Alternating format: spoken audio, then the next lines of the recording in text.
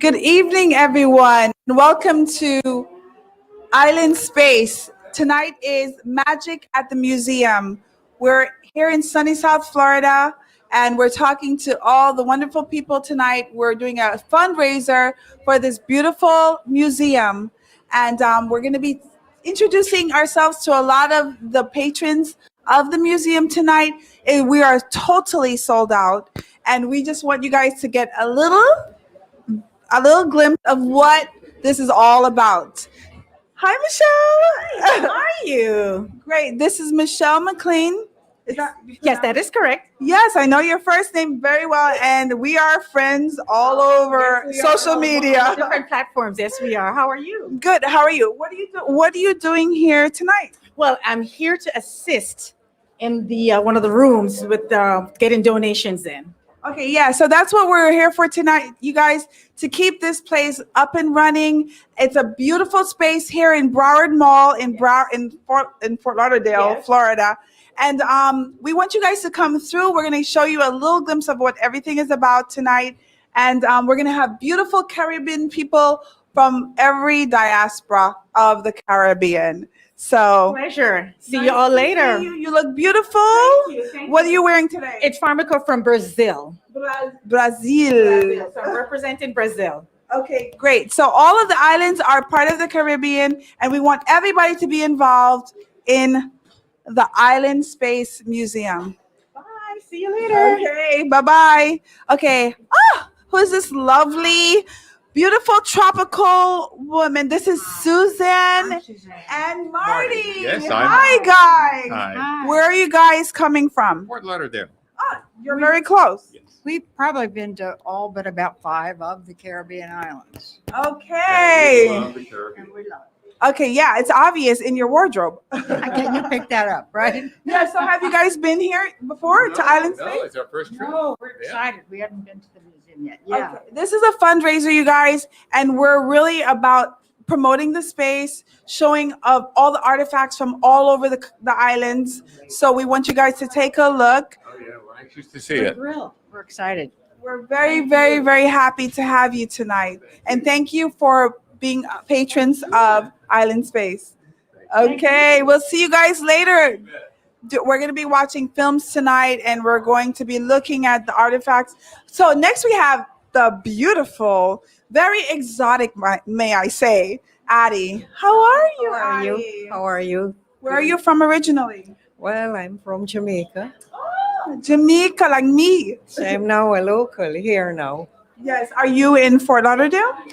I live more in Dania Beach, Okay. nearer to the airport. Very, But very I- nice. Have you been here before? Yes, I have. Okay. I came in the early stages when they were setting up. Yes. And this is a beautiful idea yes. because half of the things I saw, I didn't know that existed. And I grew up in the islands. Yes. So tonight is about promoting and also raising funds so we can stay open and be amazing in this space for all of the world to come and see us. Yes. So we really appreciate your patronage, and we'll see you a little bit inside. Thank you very much, and I'm happy to be here. Oh, happy you're here. And she's been here before. You guys have to come through and really, really check out all the artifacts. So the next person on the red carpet is this dazzling young woman. Hi, Pamela. Hi there. Nice to see you. Thank you. You look gorgeous. Have you been here before? Not at all. No. No, Okay. my first time. First time. Yeah. First of many. Yeah. What island are you from? I'm Jamaican, but Canadian. Jamaican Canadian. Yes. Okay. I know a lot of Jamaicans in Canada. Yeah, yeah. Well, as you know, we are promoting this space, and we love to have you here. Thank you. Thank you so much. Okay, Pamela. And then the next person just FYI, you guys, I'm Tanya Marie, the designer. I did not properly introduce myself. I am a local Jamaican designer, and I'm at Tanya Marie, the designer, on Instagram and TikTok. Oh, somebody just passed by without. Well, you have to stop and say hi because you're beautiful. Thank you. What's your name? Angela. This is Angela, you guys. Where are you from? I'm from Kansas City, Missouri. Oh, she's American. But either way, we're all on the same boats coming over. So it just stopped off somewhere else. You look gorgeous. Thank you so much. Thank you for coming Thank tonight. you. Okay. So our next is very prestigious guest is Peter Webley. Okay, from Caribbean Today, we have the gorgeous couple, Peter Webley here. How are you? Thank you. Let me take this off. And Yes. my wife Maureen. Nice to see you guys. Thank you. So you're with Caribbean Today. Tell me about it. Well, Caribbean Today is the largest and oldest Caribbean publication in the state of Florida. Okay. We're based down in South Florida, Yes. but we circulate all the way up to West Palm Beach. Okay. Yeah. Well, that's a lot of us, that read that. So I'm looking forward to seeing. Are you going to be doing anything on tonight's? Absolutely. That's why I'm here. Okay, great. See, it makes sense. It makes sense, We did That's a something good in thing. December, and we wanted to follow it up with the actual thing. Yeah. So tonight is a fundraiser, and we're looking forward to everybody, promoting and keeping this up. So we're very pleased to have you here tonight. And we're very pleased to be here. Okay. We'll Okay. see you again inside. Nice to meet you guys. Thank you. Mr. Webley. Very distinguished name, I must say. Okay, so the next person that we're going to bring through to walk the red carpet and sneak by. The crew is walking by. In the meantime, you guys come here. We're at Westfield Mall in Broward Mall, and we are at the very entrance of the mall. And but right now I'm gonna invite the next red carpet, beautiful, nice shoes girl. This is Bridget and Eddie. Nice to see you guys. You look beautiful, both of you. Thank you very much. You're very welcome. Thank you. Eddie and Bridget Bridget. Edwards. Okay, so what are you guys locals? Where Yes, are you we from? are. Yeah, well, we're from Jamaica originally, but we're in Broward County, and we're so happy to have this museum here, first of its kind ever, promoting Caribbean culture, telling our story. So we want folks to really donate and ensure that this survives, because this is just the start. Yes, this is the beginning of something great, you guys. And you guys can be at the forefront of what's going on here in Broward Mall. You guys are well dressed for the night. So It's a party. yes, see, it's a party here. You have to come through, everybody, and donate so we can be amazingly representation of the Caribbean islands, and that's every island. Central America, Caribbean, all of the islands are involved in the beauty of this space. Okay, I have the next couple, beautiful couple, Jason and Valerie. Hi guys, how gorgeous are you? Bye. Okay, where are you guys from? Jamaica? Jamaican in Jamaica? Haitian. Oh, okay. See, we have a multiple plethora of islands. So you guys are married? We're a partner. We're together. Okay, they're together and they're gorgeous. I'm just looking at how cute your babies would be. But so have you guys been here before? No. This is the first time, and we're pretty excited to be here. Yes. So you're gonna. This is the whole process of like keeping this place alive and just really promoting it. I'm glad you guys are here. So we'll see you guys during the intermission. Thank you. We're excited to be here. Thank you so much. All right, guys. So we have a long line. It's sold out tonight, guys. This is the first of many, however. Okay, next we have the distinguished Commissioner Alexandra Davis. This is Commissioner, excusez-moi, Alexandra Davis, gorgeous in lavender tonight. Well, thank you. It's great to be here. What island are you from? My parents are Jamaican and I was raised in Jamaica, but I was actually born in London. Okay, so we know that Jamaicans are all over the world, and London is one of our spots that we are very much into. Oh, So have you been here before? I came here before it actually opened officially, yes. Okay. So yes. since then, I'm sure it has improved and we've gotten a lot more items in. So it'd be great to see that. Yeah, so we're all definitely looking for items to contribute to the museum, but you guys will see a lot of beautiful artifacts. Okay, we have to step back just a little bit. So, what word commissioner? You're commissioner of what area? The city of Miramar. The city of Miramar. Okay, Mhm. that's wonderful. And we're a very, very diverse community. So Yes. a place like this really deserves a home in the city of Miramar. Yes. But they chose plantation, so I get it. Well, we're neighbors, so I'm glad that you spilled over into this part of town. But we're very, very happy to meet you. Thank Okay, you. we'll see you Appreciate that. again Yes. during the show. Okay, we have, oh wow, today is just Dignitary City. We have another beautiful, intelligent commissioner walking the red carpet. This is Joy Smith. Hi, how are you? So tell me, like, where are you from? Where are you a commissioner of? I'm commissioner from the great city of West Park. West Park. Yes. Oh, very, very nice. And where are you from originally? Originally, I was born in London, and my parents is from Jamaica. I was raised in Jamaica, Trelawney, Jamaica. Oh, We're both- Trelawney, yes, Trelawney. famous Trelawney, where we got the fastest man, the fastest woman in, Yes, you have to run. Yes. Okay, so I just was really happy to see you here. And have you been here before? I've never been here before. Okay, so it's a first. So there's so many firsts tonight. Another brilliant commissioner on the red carpet tonight. You guys come and visit us here. Thank you so much. And then I have the next person walking the red carpet, and very distinguished looking young man. His doctor. We know we love doctors. We love the education. Siobhan Davis. What is the last name? Radley. Raglan. Very, very nice to meet you. Where are you from, doctor? I'm from here, from South Florida, Miramar originally.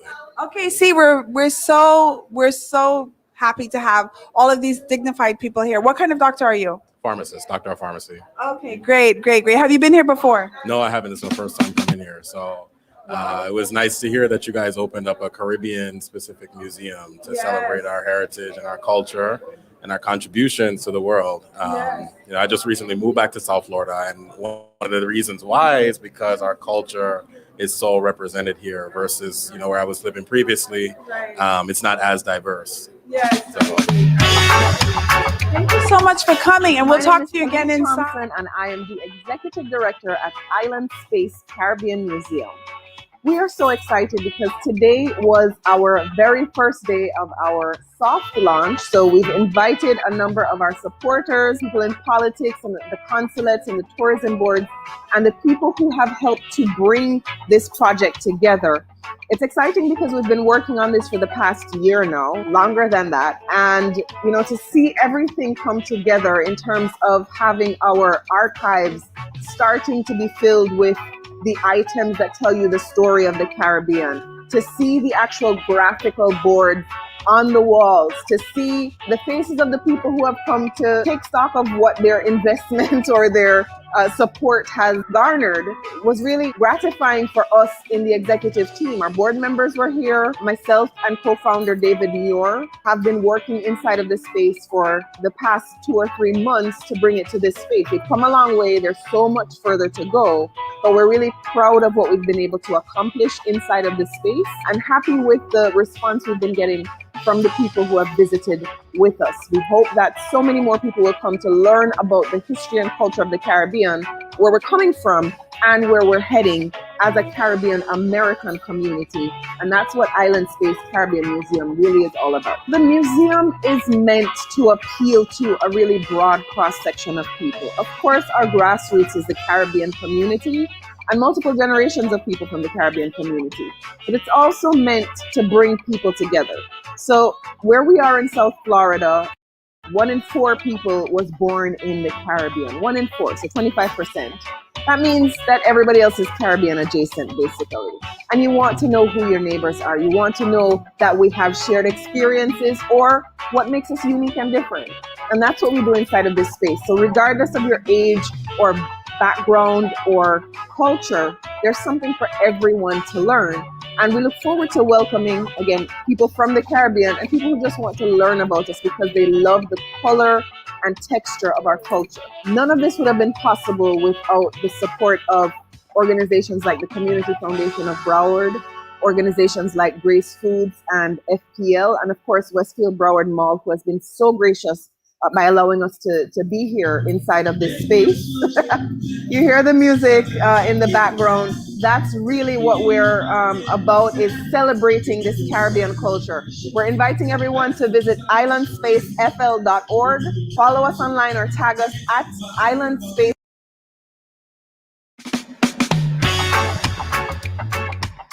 My name is Khalid Thompson, and I am the Executive Director at Island Space Caribbean Museum. We are so excited because today was our very first day of our soft launch. So we've invited a number of our supporters, people in politics and the consulates and the tourism boards, and the people who have helped to bring this project together. It's exciting because we've been working on this for the past year now, longer than that. And, to see everything come together in terms of having our archives starting to be filled with the items that tell you the story of the Caribbean, to see the actual graphical boards on the walls, to see the faces of the people who have come to take stock of what their investment or their support has garnered, was really gratifying for us in the executive team. Our board members were here. Myself and co-founder David Muir have been working inside of this space for the past 2 or 3 months to bring it to this space. We've come a long way. There's so much further to go, but we're really proud of what we've been able to accomplish inside of this space and happy with the response we've been getting from the people who have visited with us. We hope that so many more people will come to learn about the history and culture of the Caribbean, where we're coming from and where we're heading as a Caribbean American community. And that's what Island Space Caribbean Museum really is all about. The museum is meant to appeal to a really broad cross-section of people. Of course, our grassroots is the Caribbean community and multiple generations of people from the Caribbean community. But it's also meant to bring people together. So where we are in South Florida, 1 in 4 people was born in the Caribbean. 1 in 4, so 25%. That means that everybody else is Caribbean adjacent, basically. And you want to know who your neighbors are. You want to know that we have shared experiences or what makes us unique and different. And that's what we do inside of this space. So regardless of your age or background or culture, there's something for everyone to learn.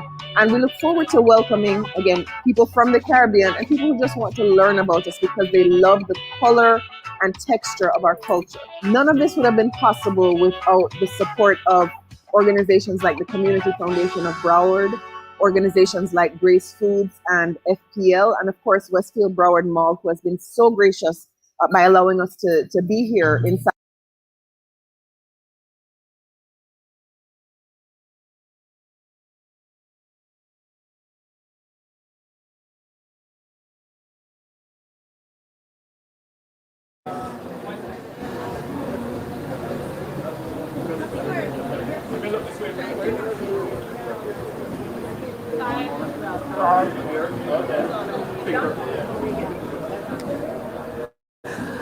We're back, everyone, with Island Space. We are here. If you guys, it's completely sold out tonight, but I have a dignitary standing here with me. The mayor. Oliver Mayor. Oliver Mayor, Consul General. You guys, you just tell who you are. Yeah, I'm Oliver Mayor, Consul General of Jamaica, based in Miami, with responsibility for the Southern United States. That's a big responsibility. So what are you doing here tonight at the museum? Well, we're here to celebrate in the magic. It's such a proud moment for us, both as Jamaican and as Caribbean people. An opportunity for us to have our stories be told here at the Island Space Museum. So we're happy to be a part to show our support. Yes, well, you look like you're dressing the part. I see the Jamaican tie. So culturally, what do you think that this has to do with our diaspora? What do you think that this does for us as Jamaicans or island people in South Florida? Well, without question, our culture is perhaps our biggest asset as a people.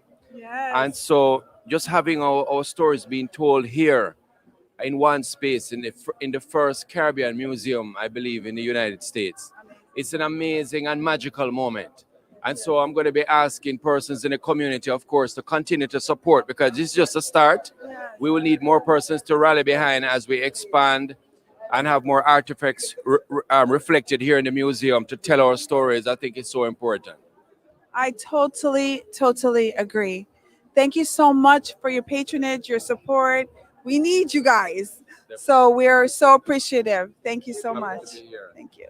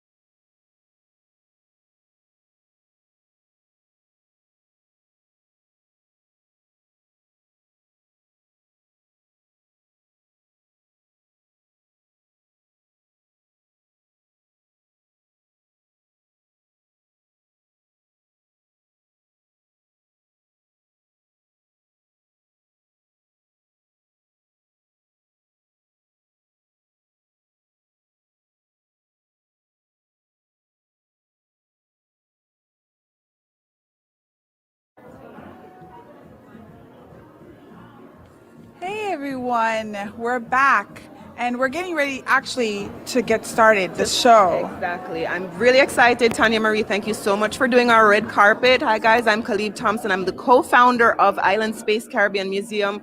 We have a really exciting, educational, informative, but fun presentation for you. It is starting right now. If you're watching, please hit the like button, hit the share button on whatever platform you're watching it on, and just sit back, enjoy the show, bring your family, bring your friends. It's about to start.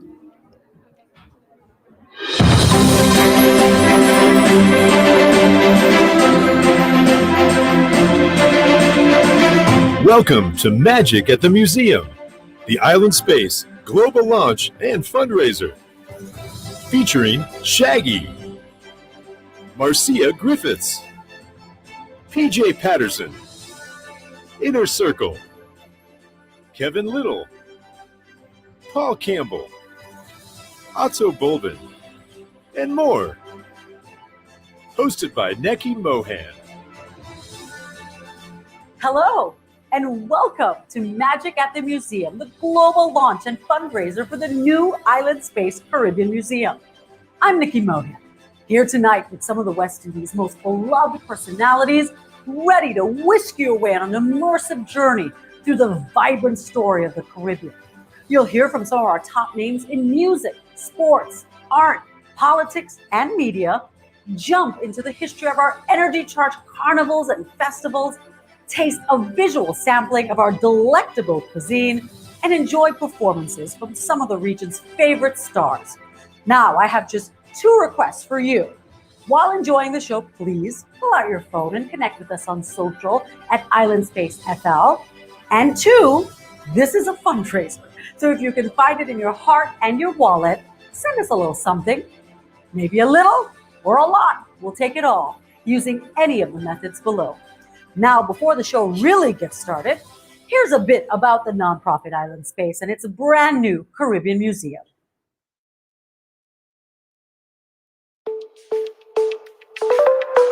To see it go from the idea, very first implementation at the Fort Lauderdale Historical Society to this expansive exhibition now.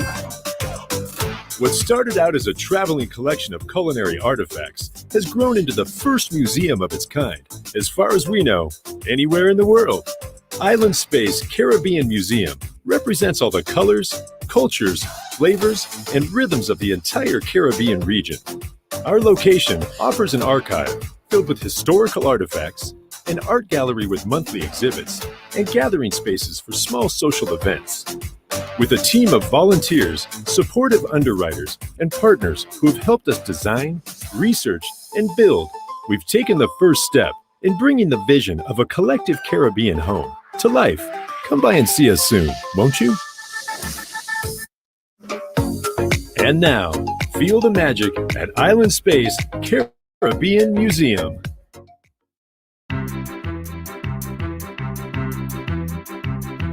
Cabaret of the Caribbean, brought to us by early Africans, singing songs of the Caribbean. Cabaret of the Caribbean, brought to us by early Africans, singing songs of the Caribbean. Islands. Come on, shake your body, baby, to that conga. No, you can't control yourself any longer. Feel the rhythm of the music getting stronger. Don't you body till you try to do that conga beat.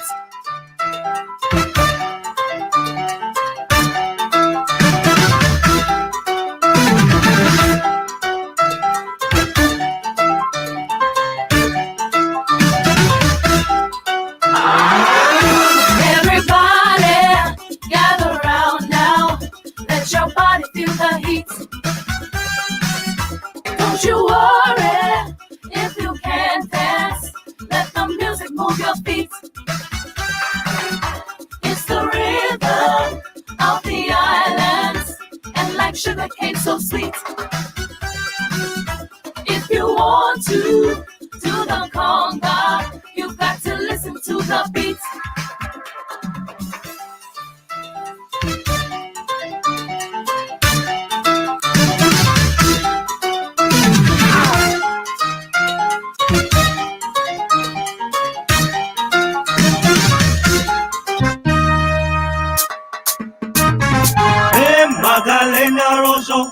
Trazalena pro pujo, vem passeia maçã.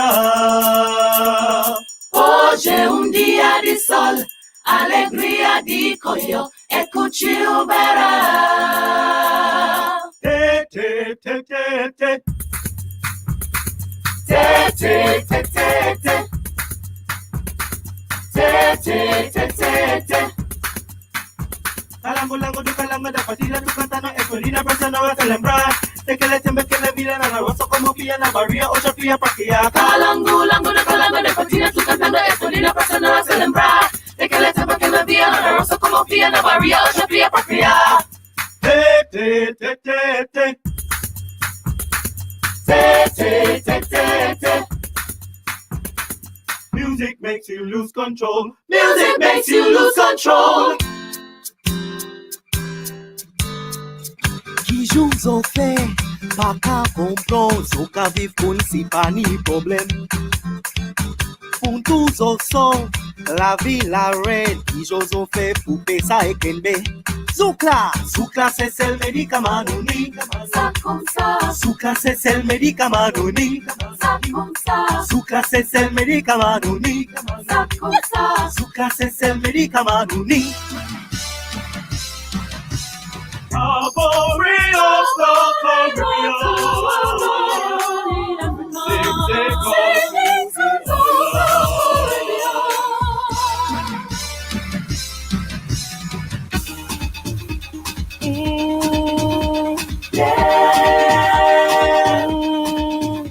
If you know, yeah, not to know, yeah. We're ready to go, yeah. We all on it grown, yeah. We all in it done, yeah. We open with story.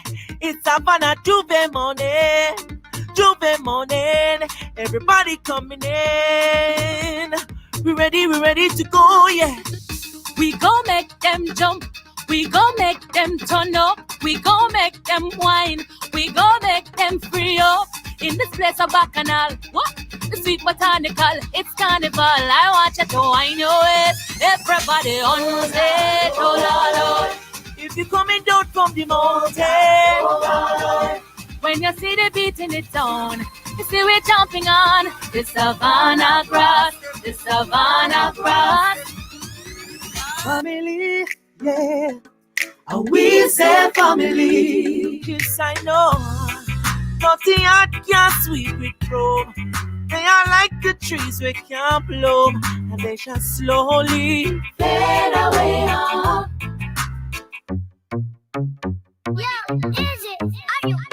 You not ready at all, ready for all. This unconditional love I got for you. This love I got for you.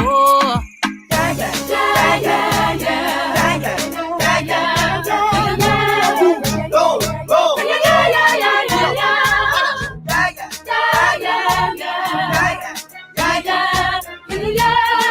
Go. Music from the Caribbean, changing the world. Changing the world. Changing the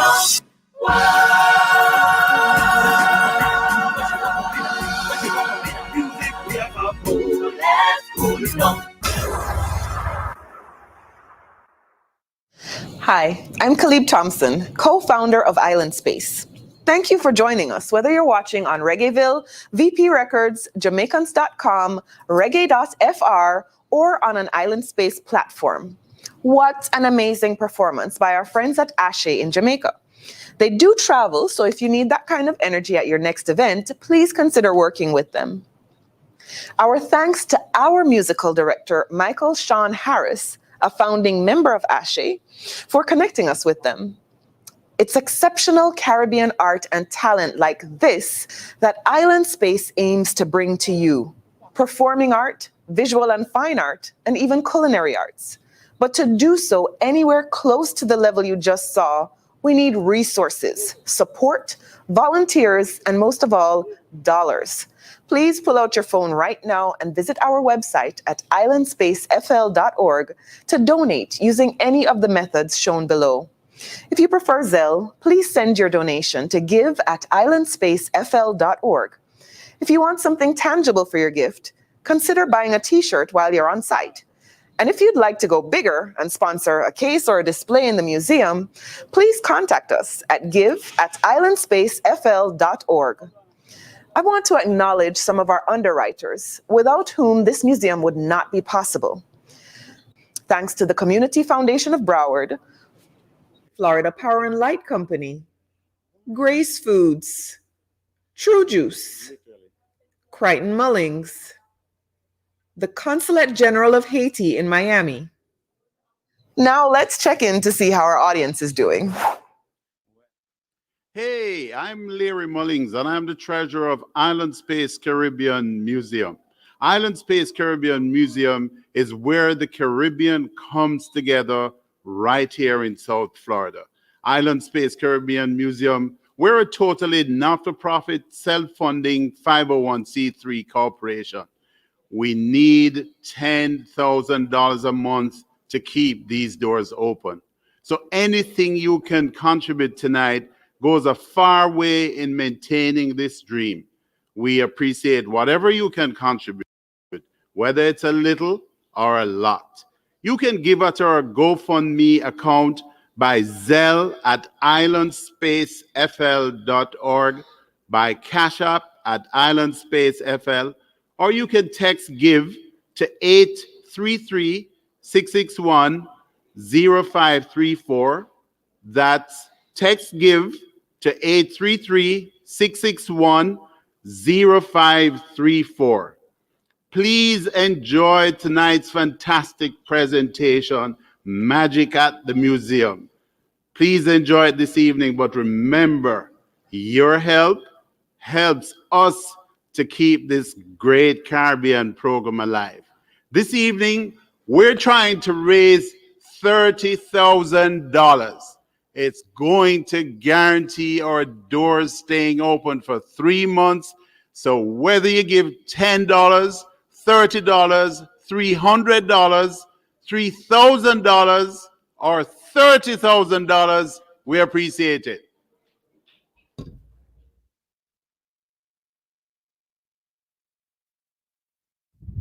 Here at Island Space Caribbean Museum, your tour of the archive begins with the New World. That's what the Europeans called the Americas when they arrived here. Of course, we are taught that these seafaring explorers discovered our homelands. But in fact, they came ashore to find a number of people already living here and living blissfully in what has become known as the West Indies. Enter names like Kalinago, Igneri, Lucayan, and Taino. Like Native Americans in the U.S., the Caribbean was home to these indigenous populations. And while they may have been primitive, they were organized. They were tribes, and they were kingdoms.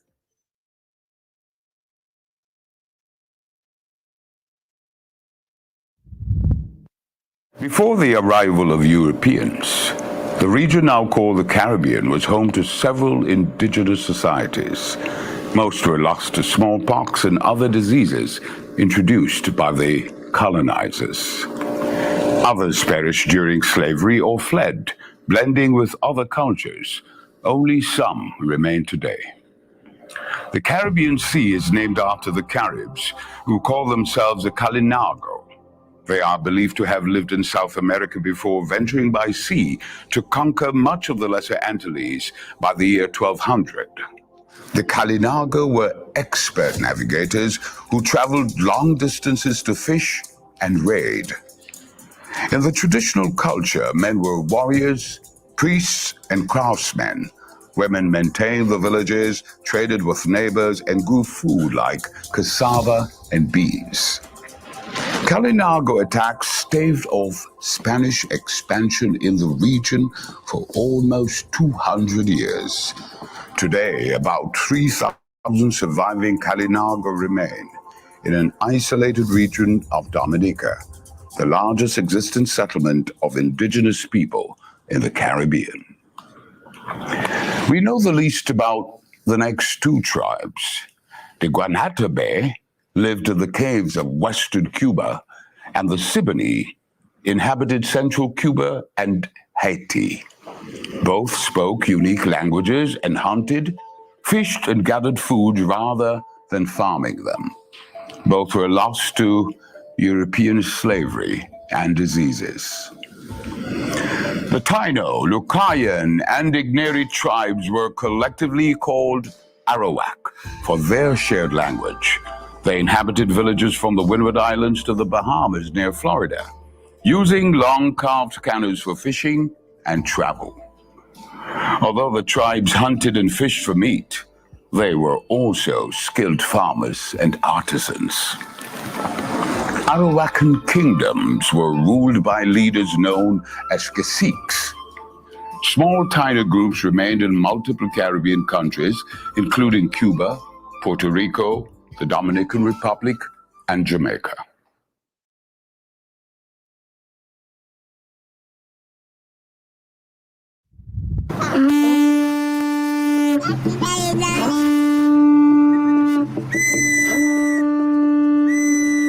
I'm Kalan Nibon Rish Kaiman, bringing greetings from us here, Yami Taino. And we're talking about magic at the museum, honoring this gathering. And to do so, we'll start with the call of the sacred directions, blessing this space, blessing this event. We start with the east. From the winds of the east, we call upon the medicine of the red-tailed hawk. We call upon the direction from which comes the sun and the moon to give us vision, to bless this day and bless this gathering. We turn to the south, the direction of Aura. Wariko, Wariko, Ora, Ora, Ora. The turkey vulture. He brings the cleansing. We turn to the right, facing the west, the medicine of Mukaro. Wariko, Wariko, Mukaro speaks to the wisdom of the owl and ancient traditions of our ancestors. For when my grandmother being on her deathbed, they came around and they made strange sounds, and I knew that the presence of my ancestors was around us. We turn facing the north, the medicine of Wani, the hummingbird. Wariko, Wariko, Wani, the hummingbird. To the mountains, Sibao. We give thanks for your continued wisdom, your continued guidance. You show us that our ancestors are still here on hand. Areito! Areito!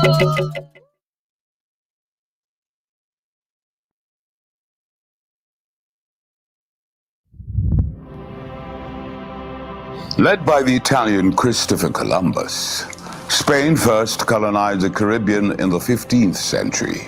The French, British, and Dutch soon followed in search of wealth and fought each other for domain. When the dust had finally settled, Spain dominated Cuba, the Dominican Republic, and Puerto Rico. France controlled Haiti, St. Lucia, Trinidad, and a few other islands. Holland and Denmark each claimed a handful as well. And England planted their flags on Jamaica and most of the smaller islands. But even then, in the years that followed, many of the region's nations would change hands between these colonial powers several times over. Naturally, the colonizers brought with them their laws, languages, and customs, many of which are still practiced in the Caribbean today. The Europeans set out to build an economy based on agriculture, most importantly, sugarcane, which became the primary crop throughout the region, providing sugar, molasses, and rum. So prized were these new treasures that for more than 2 centuries, pirates would rob and pillage colonial ships en route to Europe. But there was a dark side to this agricultural explosion. It required a large and steady workforce, and so the Europeans turned to their long-standing practice of slavery. In the Atlantic trade, enslaved Africans from areas now known as Ghana and the Ivory Coast were forced to take the brutal journey across the Middle Passage to the New World.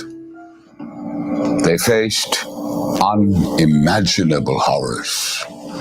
They were stripped of their belongings, branded, chained, and sent below deck where they were held for most of the months-long journey. Once in the colonies, the enslaved suffered back-breaking, dangerous work that would last all day long.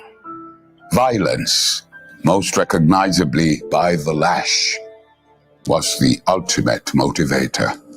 This in turn led to the slaves' own motivation for freedom. Enter Haiti. It was this nation, led by Toussaint Louverture and Jean-Jacques Dessalines, which staged the most successful rebellions in the region. No surprise then that in 1804, it became the first free black nation in the New World. Following other factors, including Jamaica's Maroon uprisings, led by Queen Annie, and much lobbying by religious and political leaders in Europe, a change did, in the end, come. By the late 1830s, the enslaved throughout the Caribbean had all been emancipated. It was at this point that Chinese and East Indian indentured servants and others from the Middle East, Germany, Scotland, Ireland, found homes throughout the Caribbean, ultimately contributing to our unique ethnic melting pot. And despite the horrors of slavery, we can and do proudly say that Caribbean people have become a resilient, creative beacon of light. I'm Sharice Morgan-Joseph, proud board secretary for the Island Space Museum. Please like and share our fundraiser, Magic at the Museum. We need you to stay involved and keep your support going. Text the word GIVE to 833-661-0534. And remember, this is your museum, so get involved. Thank you so much for donating. Thank you again from the Island Space Museum.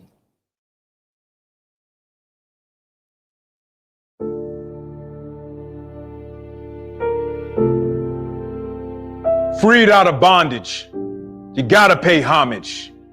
The most illustrious war, 1804, never done before.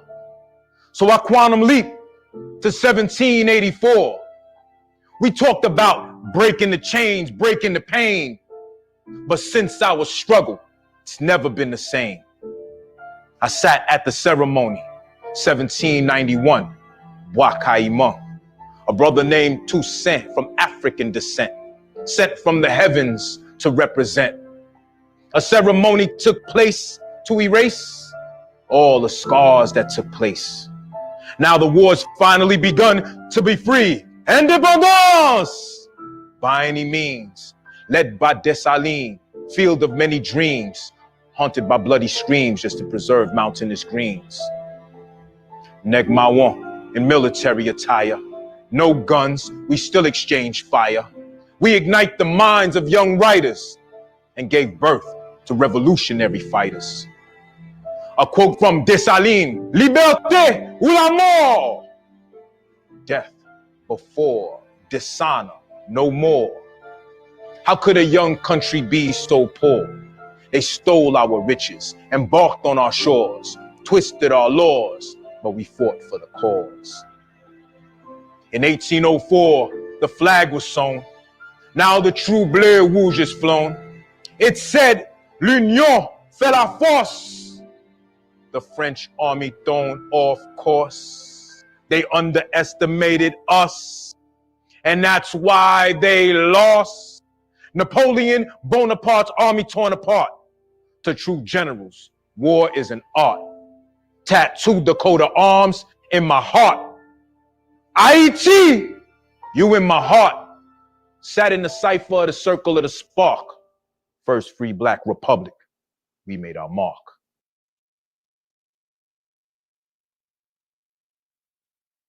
Yo soy un hombre sincero, de donde crece la palma, y antes de morirme quiero echar mis versos del alma. Nací en La Habana y me llamaron José Julián Martí Pérez, Later, I was given the title of El Apóstol, or the Apostle. At 17, I was sent to jail, 6 years behind bars for simply wanting independence, por querer ser un hombre libre, por querer una Cuba libre.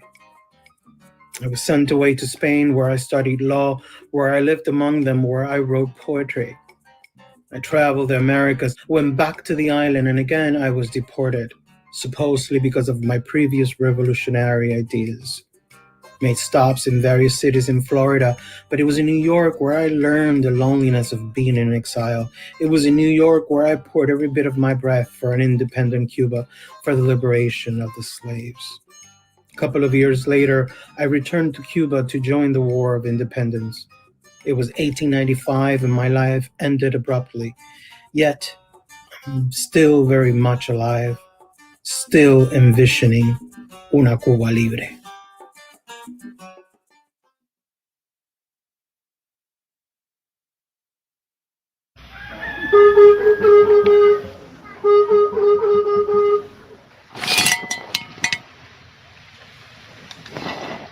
Aquaba, Queen Grandinani, I am. The Maroons in Jamaica and the world, my clan. From a royal Asante liberty on the Gold Coast, I was snatched to a small tiny island where cruelty and wickedness I watched. To the hills we ran. Our destiny was not linked to chains. Till today, many of my people have them locked around their brains. 1720 to 39, the British tried in vain to crush our sovereignty plans, to live in cultural and spiritual freedom with ancestral guidance, not white man's. So when Brother Cudjoe signed the first British treaty, after they surrendered in 1739, I screamed in rage, "Abaya Jiko Jotwo!" Meaning the government had seized his gun, if not his mind. Yes, I worked supernatural wonders, healed with herbs in front of wide open eyes. Those devils smeared it as obeah, with conspiracies and lies. Believe me, I would do it all over again. So now, I hear the spirits of my people sing. Bakra's face has changed, but he's now armed with new things. While my body might lay as carbon ashes at a place they call Bump Grave, but my spirit is all powerful, and my power still rage.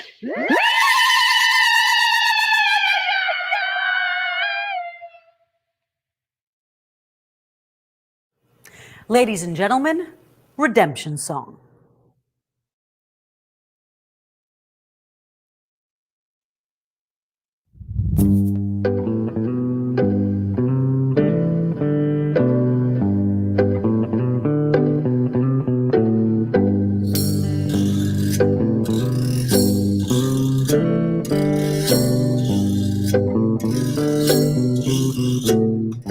Oh, pirates, yes, they rabbi, sold out to the merchant ships.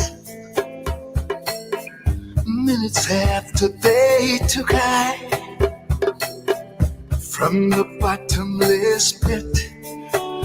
My hand was made strong by the hand of the Almighty. We forward in this generation triumphantly. Won't you help to sing these songs of freedom?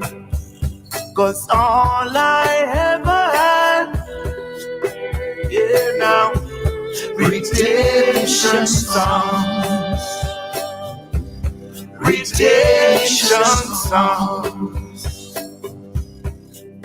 Emancipate yourselves from mental slavery. None but ourselves can free our mind. Have no fear for atomic energy, 'cause none of them can stop the time. How long shall they kill our prophets while we stand aside and just look? Whoa, some say it's just a part of it. We've got to fulfill the book. Won't you help to sing another song of freedom?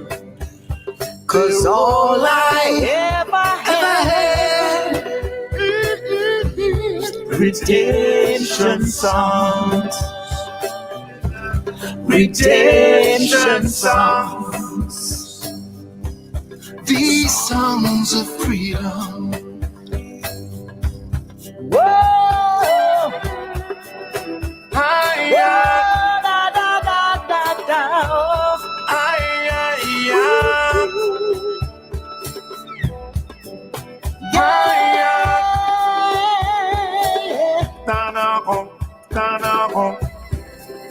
Emancipate yourself from mental slavery.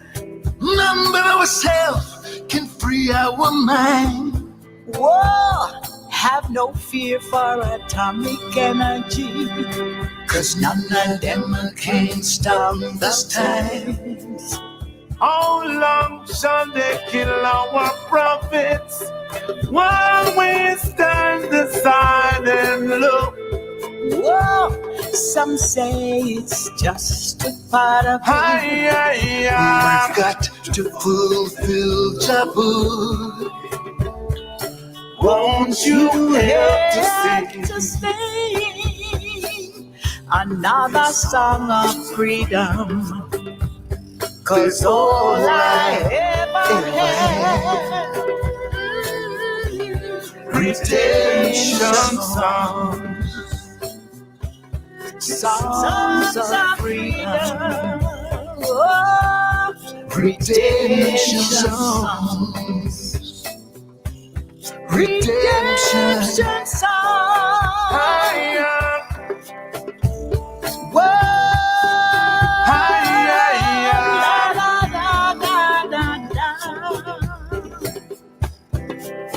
Redemption song.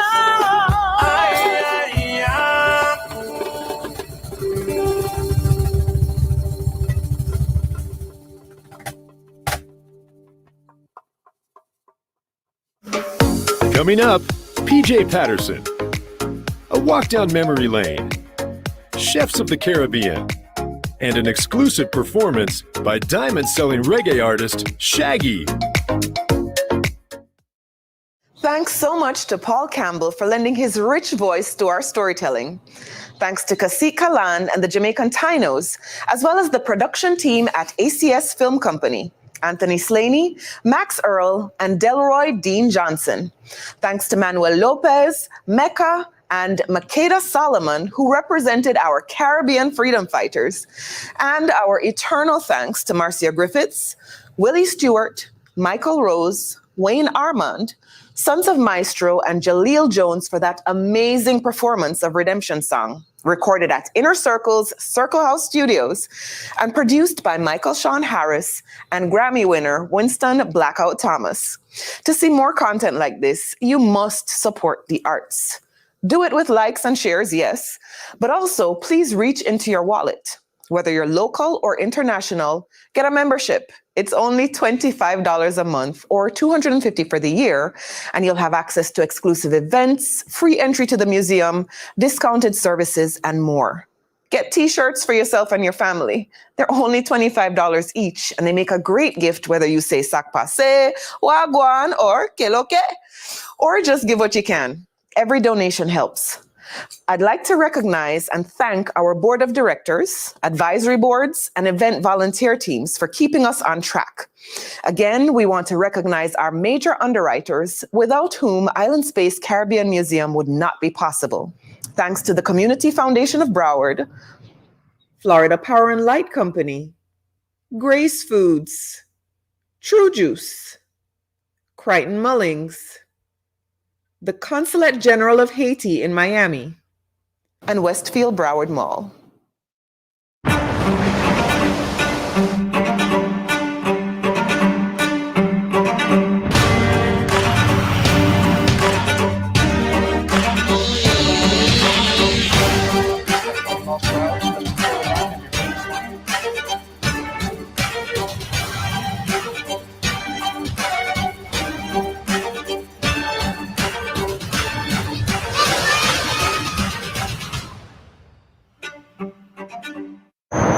You're gonna circle around, then you're gonna stand in the center, and then you're gonna come back for the finale.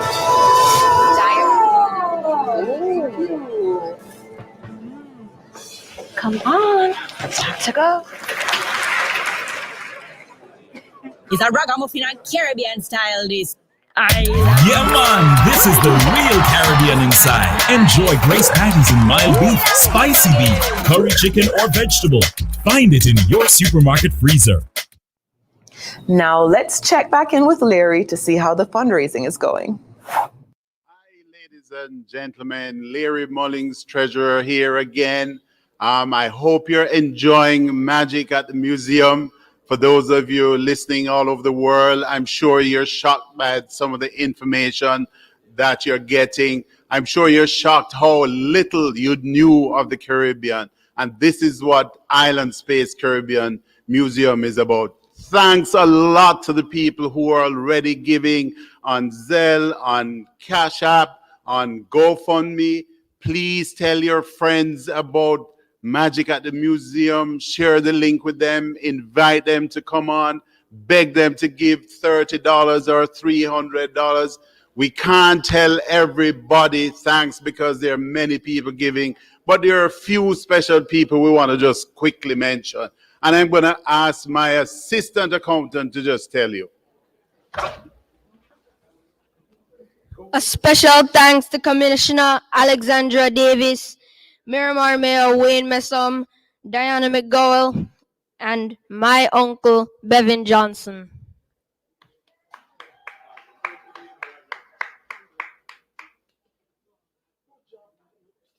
And I am David Muir, president of the Island Space Caribbean Museum. And I'm just getting some feedback from some of the guests here this evening. Miss Donna, tell us about your thoughts on this evening. It's a wonderful event this evening. I'm glad I'm here to support the Island Space, and I also represent Grace Kennedy. We are proud sponsors of this museum. It was a wonderful idea, and to see it come to fruition is even better. I think there's a good use of the space, especially with all the art exhibitions that you have. And generally, I ask for support from everyone for this museum because it's a wonderful, wonderful idea. Thank you, Donna. I do want to just say super thanks for you coming out this evening and joining here at the museum and being a part of this live and virtual event simultaneously. So thank you so much, Donna. And I'm going to bring someone else in, our commissioner from Miramar. This is Alexandra Davis. Thank you for joining us. What are your thoughts on the space and what you're seeing here this evening? Well, I'm just jealous. I just wish this was in the city of Miramar because we work so hard for diversity there. But we're glad that it's here, and hopefully you can have some of your artwork here in our cultural theater because we do have an Anson gallery there. So maybe you can do an exhibit there. Sometimes it may be a little difficult for folks to make their way up here, but if you have a traveling type museum, we'd love to have you in the city of Miramar and host you there and make sure more people can see what you have. Thank you. Just one more thing. If you were to say to people who are not here today, what it is that you think is special about what you've seen here today, give us one word. Historic. Historic. I brought my son because I did want him to see. I was raised in Jamaica, so I did get a lot of the history from the islands. So I know about the Arawaks and the Caribs and the Tainos. but he didn't get that in school here. So I think it's very important that our children learn about our culture, and this is a great place to do that. Thank you. So thank you so much, Commissioner. We welcome Miramar, and we'll talk more because we want to be in Miramar. So there's a lot of dialogue that's needed. Thank you so much. And next we're going to have my great friend G, another one of the people who is really foundational in the arts right here in South Florida. G, tell us your thoughts. What is it like to be here tonight? What do you think about the exhibitions? What do you think about what's happening for the Caribbean culture here in this space? Well, it's great to be here, and I'll say it's phenomenal. I feel that I'm Jamaican, and we don't get to necessarily learn about all the different Caribbean cultures. I think all of the Caribbean cultures, we center ourselves, but this is a great place to center all of the cultures to learn about each other. I've learned a great deal already, and to be here in person feels just beautiful. We have people from all the different Caribbean cultures, and I'm glad I made it here in person. Congratulations, it's a beautiful event. Thank you so much, G. Thank you for being here. And we're going to bring in my good brethren, this is now actually a creator of art himself, Mr. Blackwood. Tell us about your thoughts. What do you see as an artist, as a painter yourself, as someone who creates art? What do you think this is for you as a place for art? And then secondarily, what do you feel about how we're displaying culture and what do you think is the way forward? Wow, it's a fantastic evening. And I'm so happy to be a part of this venture. I mean, this is really good for us in the Caribbean to showcase our art, our culture, our history. And I love this, the layout. I'm just inviting everyone who's possible, who can pass through. Please come along. It's a fantastic idea and a fantastic event. And I really want to say congratulations to you and team for an awesome job. And we have to just give thanks and say one love from Jamaica, every time. All right, so I need to find some people not from Jamaica to join us.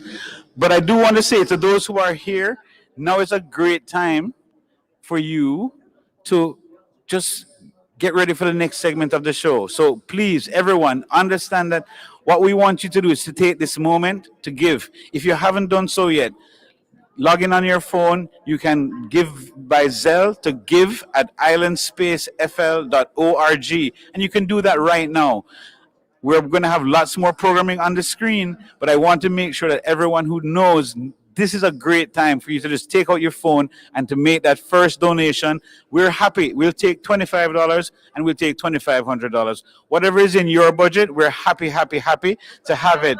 And as my co-founder and lead over here is shouting in the background, we'll take 25,000 as well.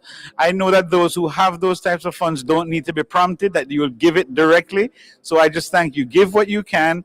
And I'm getting the signal. It's time to get back to the programming. Thank you for listening, and I'll be back later. Woo!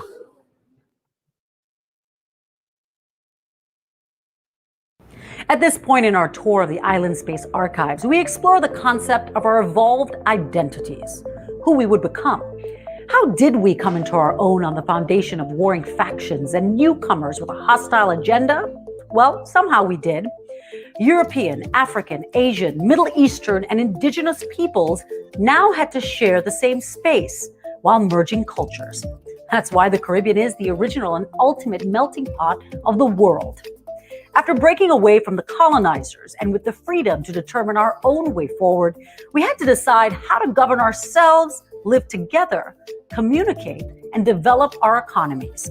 But before we get too far ahead of ourselves, let's look at how our leadership evolved from a mix of audacious Africans and haughty Europeans to diverse systems and individuals who brought us through emancipation to independence and beyond.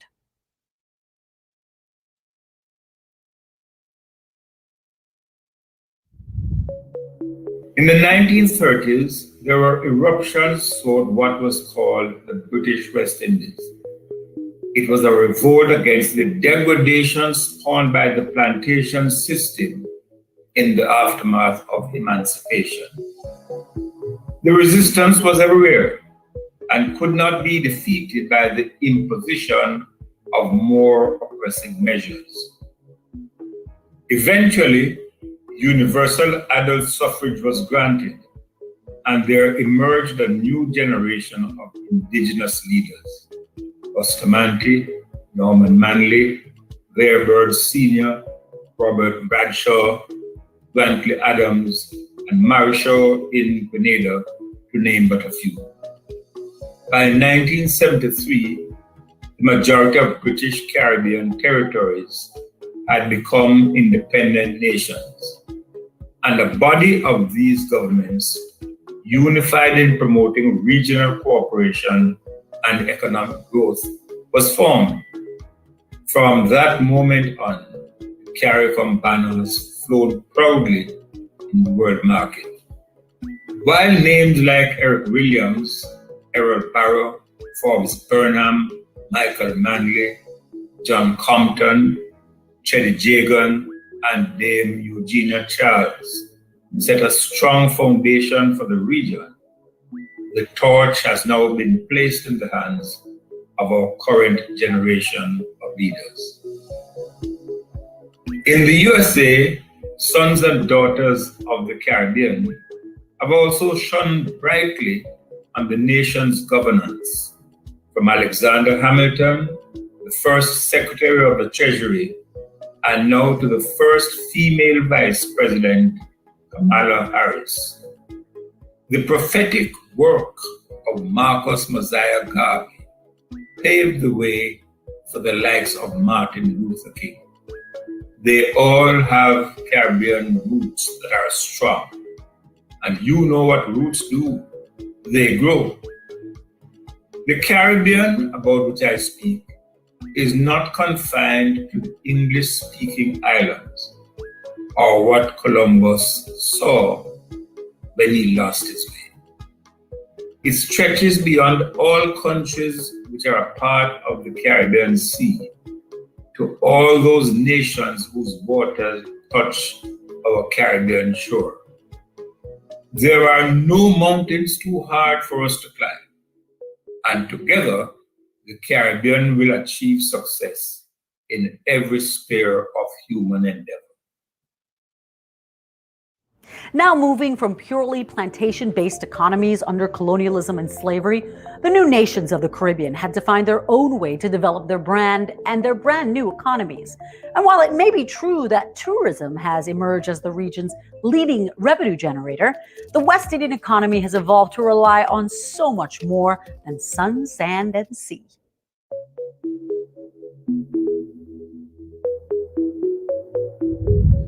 Following a historical dependence on agriculture in the colonial economy, many Caribbean islands post-emancipation had to develop new revenue models that did not rely on forced labor.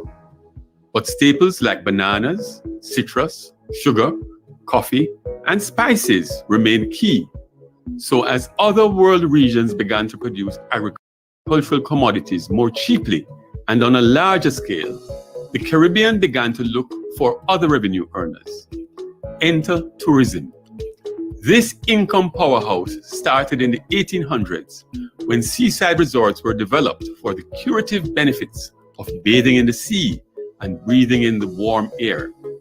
By the 1960s, regular, non-stop international flights made Caribbean vacations more affordable and attractive. That's when our brand of tourism took off. Today, our region offers beach resorts, cruises, health, sports, and even eco-travel options. The creative industries have also figured heavily in terms of economic value. Music, of course, is our champion employer and accounts for song, performance, and event revenues, often supporting entire communities. Although less well known internationally, industries like banking, finance, and call centers contribute tremendously to employment and our GDP. In fact, in 2019, Jamaica's stock market was the best performing in the world. Several Caribbean countries mine metals, industrial minerals, stone, fuels, and related material. Finally, we may be small, but most Caribbean nations host our own currencies. While many islands, of course, accept euros and the US dollar, we also have our own dollars, pesos, florins, guilders, and gourds. And the Eastern Caribbean islands use a shared currency, the EC dollar. Fascinating topics like these are among the areas we cover in our monthly discussion panels on Facebook Live. Want more? Sign up for our newsletter at islandspacefl.org And like our Facebook page at Island Space FL for reminders about these and other educational and entertaining Island Space virtual programs. I still remember so many things about growing up in Trinidad, playing pitch, cricket, kicking ball in the savannah, and of course, seeing women with baskets on their heads, bringing fresh produce to the market. I remember buying bacon shock on Maracas Beach and drinking corn soup from the pushcart man around the savannah. Depending on where you are from, you may have similar or completely different memories. That's why it takes a village to tell this kind of story.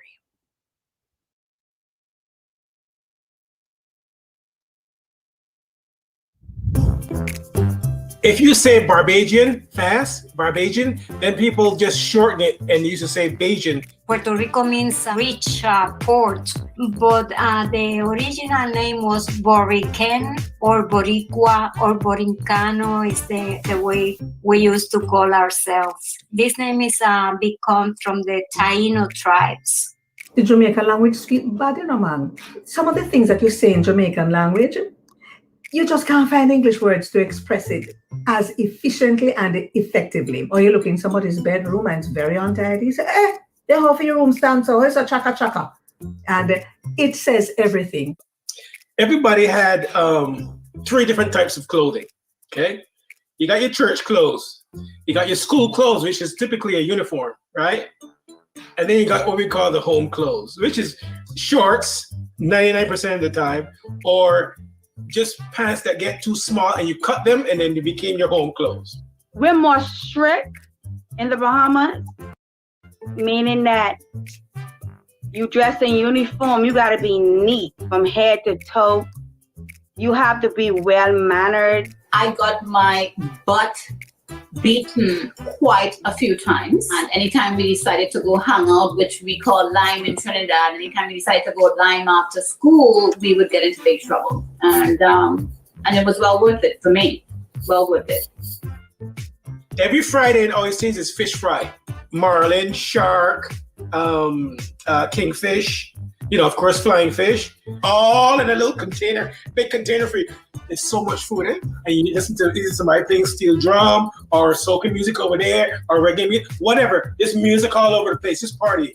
We would hang out and just lime in the backyard, just, you know, eating mango after mango after mango. As a child, I remember it was baseball, dice games. I remember my brothers doing that. We would all play cricket in the middle of the road. That would go on for hours. You get wood, you cut the bat out, and you make a bat. Because, you know, nobody had money to go buy no cricket bat. Now, when I was little, I used to have this thing called, we used to call it a roller. What it is was a bicycle wheel without the spokes. And you had a piece of hard wire, and that you would push the wheel and steer it, and you run about all the street. In your mind, you drive in. You get the ball and just throw it at one another, and you get hit with it. When you get hit, you out. Some of the games we used to play in primary school, they were ring games. Jane and Louisa will soon come home into this beautiful garden, and would be holding hands and swaying and singing, and their uniforms would be blowing in the breeze. Oh yes. What is interesting about these games is that they made you move. Dance, which is bomba plena, and they used to dance with these costumes. I'm wearing what we call our national fabric. This is bandana. My grandmother used to sell like thyme and marjoram and stuff from the ground, right? If I get a cold, me and my brother get a cold, she go in the ground and she picks some bush and she boils something to give it to drink. In one day, whatever it is, it gone. And she would take a towel and tie around her head and balance the entire tray. She can walk from miles with a tray on top. Mom used to take me to the market where she would go and shop for all of the stuff that she's gonna cook for the week. And she would pick up like the pigeon peas that we would take out of the shell. When they toast the peanut, and they went through the streets selling those little bags full of peanuts. When he was coming, he started saying, "Money, zero, money, money." The Christmas Eve shopping was a big thing. Grand market. The women would be selling their things for Christmas, would spread plastic on the shop piazza. So that's children, oh my goodness, we're so excited. We'll get to buy our Fifi. That adult never like because I make enough nice. Or shibum, which is a round thing, small enough, and you throw it down on the ground and make a boom, shibum sound. That is where you get the noise. In Puerto Rico, we used to have by Christmas these asaltos or parrandas. And that is the people just get together and in a place, and they go to the houses of friends just in the middle of the night, waking everybody and singing. Everybody dress up in their after church in their Sunday best, and we go to this area called Queen's Park. It's outside, and the Royal Barbados Police Force will play music all day. It was big preparation. You get your coconut, a broom, and you sweep. Then you get your whitewash now, and you whitewash the stones that made the walkway, and your tree trunks about 1 foot or 2 feet up. You have to take out every single thing out of the cabinet because they had to be washed. And don't forget the home sweet home lampshade. Oh my goodness, the food. Usually, for about a year or so, we fatten up a fowl, a leghorn fowl, or a Rhode Hampshire fowl, because that is what you're going to cook on Christmas Day. And it was good. Anybody in the community who was either ill or didn't have enough, we would share. You fix a plate of food and you carry it to them. After you finish the Christmas celebration, they go straight into New Year's Eve now. You have your watch night service. And at 12 o'clock, you have the ringing of the bells and the singing and the wishing everybody Happy New Year and, wishing them everything for good that is good for the future. I want to wish you everything that is good for the future. What good? Tell them other one how to do. I'm Sharice Morgan Joseph, proud board secretary for the Island Space Museum. Please like and share our fundraiser, Magic at the Museum. We need you to stay involved and keep your support going. Text the word GIVE to 833-661-0534. And remember, this is your museum, so get involved. Thank you so much for donating. Thank you again from the Island Space Museum. You're going to circle around, then you're going to stand in the center, and then you're going to come back for the finale.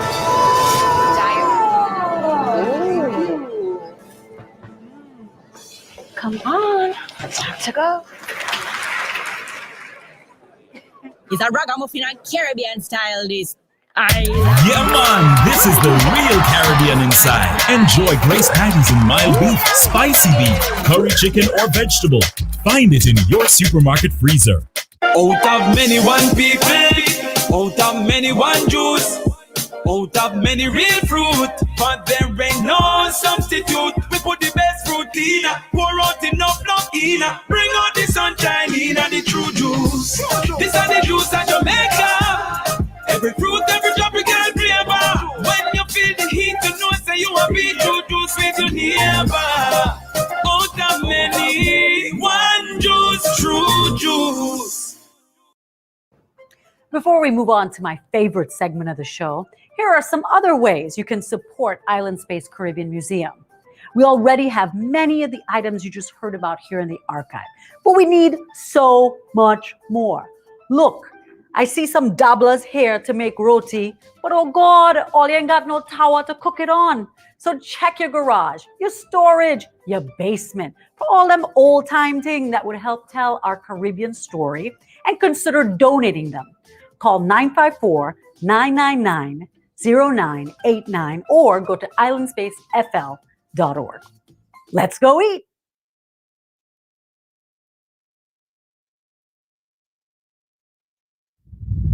That's right. We had fun doing that. Yes. When we roll, we don't roll alone. Yes. As a chef, I just find it incredible that there's so much in our Caribbean region that not just appeals, to me as a Jamaican, but it appeals to me as a chef.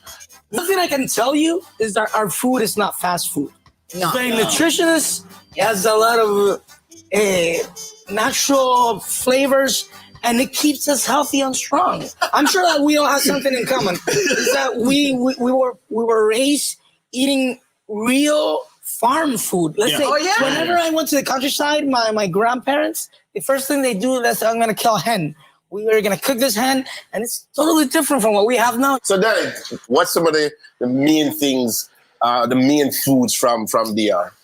Well, basically, Dominican Republic, when they talk about Dominican Republic, it comes to me something like sancocho immediately. The dish inherited from the Africans. It's basically a stew with different type of vegetables, different type of meats. Basically, you go to the market and whatever you find there, just kind of, you boil it together and it's like a very heavy soup. In Dominican Republic, we die for pork. Let's say chicharrón. In everything, the grill. We have grill. The chicharrón, the grill. But one of maybe most important dishes that we have is called a mango. Mango. And Puerto Rico has the mofongo. But it's just like we feel the mofongo is ours too. But at the end of the day, they all have the same ingredient that is green plantains.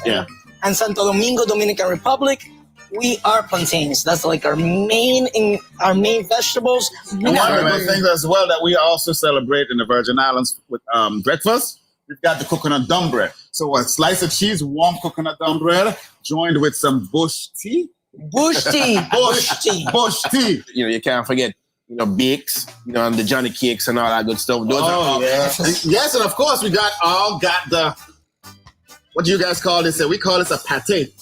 We call it pate too. Pate corde. Back home in us and the Virgin Islands. Like that, pate corde. This is a handheld favorite for the kids. This is one of the actual one of the native dishes in the Virgin Islands as well.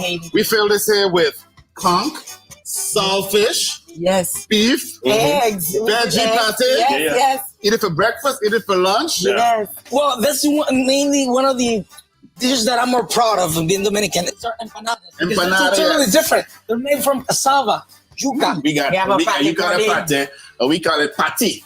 Pati. You got a pati. And it's yellow. And it's yellow. But you can either have a pati by itself, or you can have a pati between two loaves of cocoa bread. All right? Which is the cocoa bread. Cocoa bread needs to be nice and warm. Okay? I don't care what nobody else said. Yes. We have Spanish. I love Spanish influences. And then we were ruled by the French. So definitely, we have the Spanish roots with our Indian Taino influence. They were hunting, they caught some fish, and basically they did like this improvised barbecue. And that is one of the reasons why we have jerk today. In infamous Jamaica. jerk. Yeah, infamous jerk. It was, a technique, like you said, the Indians did to cook and preserve meat. For all of us, we also carry some more preservations when it comes to the saltfish. Okay. Oh, yeah. Using the saltfish, I think yes. about bacalao. Bacalao is the sorry. We call it Marie. We call it saltfish in the Virgin Islands. In Jamaica, it's the same saltfish, right? Saltfish was definitely the meat for the slaves.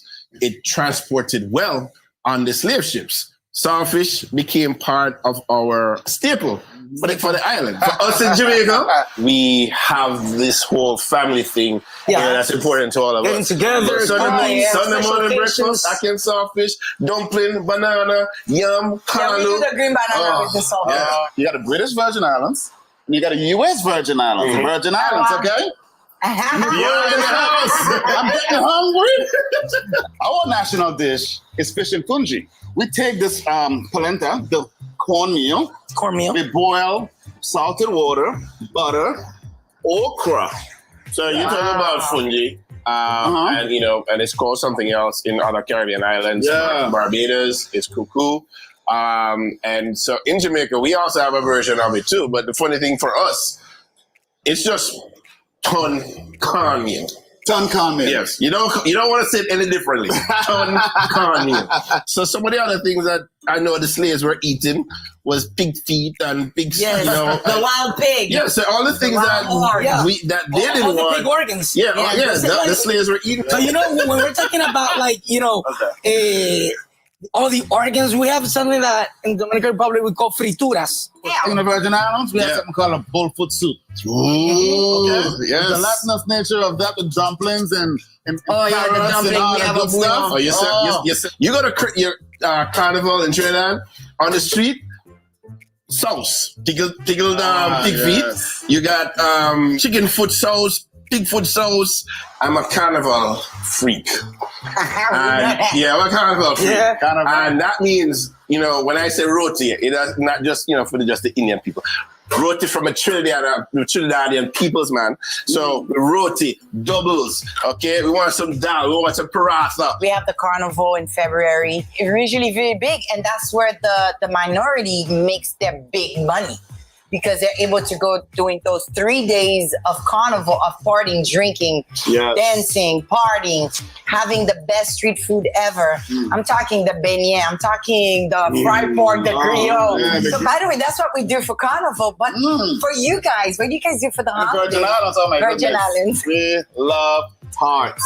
Tarts. We got coconut, pineapple. It's a crust. We in DR have like a Dominican lasagna. It's like, it's like we call it pastelón of Maduro. It's like, we fill it in with cheese, with meat, but instead of having a pasta, we have like a Maduro puree, and then you just put it in the oven. It looks like lasagna, but it's made from Maduro meaning plantain, Maduros, yeah. Yeah, I mean, when we're talking about holiday food, we gotta talk about pork.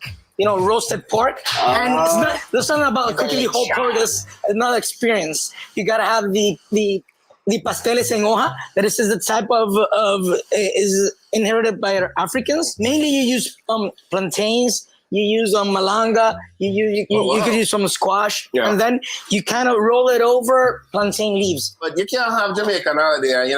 You have some curry goat, have some jerk pork, jerk chicken. If you can afford it, you get some roast beef and you pot roast it on top of the stove, not in the oven, all right, in the Dutch pot. And for me especially, my mother, we raise animals. So we'd kill a pig, and she made her own ham, and that was for me the biggest thing. Easter, my Easter means bun and cheese. It means escovitch fried fish. It means hard dough bread. All right, those three. Anything else, I don't really care about. I would say holidays in Haiti are crazy, and you have the jonjo rice, and then it's the ham, it's the pork, it's the same thing with DR. It's turkey. We do a lot because our turkeys are wild. The only holiday that I sit every year waiting for is January 1st for that sujumu and that cremas. It's like a must-have. The sujumu is the pumpkin soup. It's like we call it the golden soup. But really, it came out after our independence, so it became a tradition. And then the cremas, it's kind of a sweet kind of. We call it coquito in Puerto Rico, and the Dominican Republic, we call it ponche crema de oro. But definitely the same DR, holidays, you have to have something called the Russian salad. It's like a potato salad. Oh, yes, it's the same like thing a mixture of potato salad everywhere. We have and you have to have the moro de gandule. It's like the rice with the green pigeon peas. You can have some coconut milk also there. Yeah, so like one of the cocktails during the holidays, it's a drink. It's called guava berry. Wow. Yes. Remember My that. dad, Dominican Republic. my dad did everything. He got his big antique looking jar. You put his guava berry in it, fill it up with rum. He spices some anise, some cinnamon. You let it sit. You let it sit all year round. You don't touch it. For us, especially during the holidays, in the Christmas holidays, this is what we love. Sorrel. And of course, this is a beverage that we give everybody that comes to the house, plus our brown cake, our black cake. Dominican Republic, we got the sangria from the Spanish. I was thinking about sangria. So it was kind of, different wines, different juices. You put some fruits Puerto there. Rican, Cuban, all of I remember them. that I used to sneak and drink some sangria. That was the first alcohol I ever had when I was a kid. Because it was available at the table. So But here we must have rum. Rum. So Barbados has the oldest sugar mill in the Caribbean.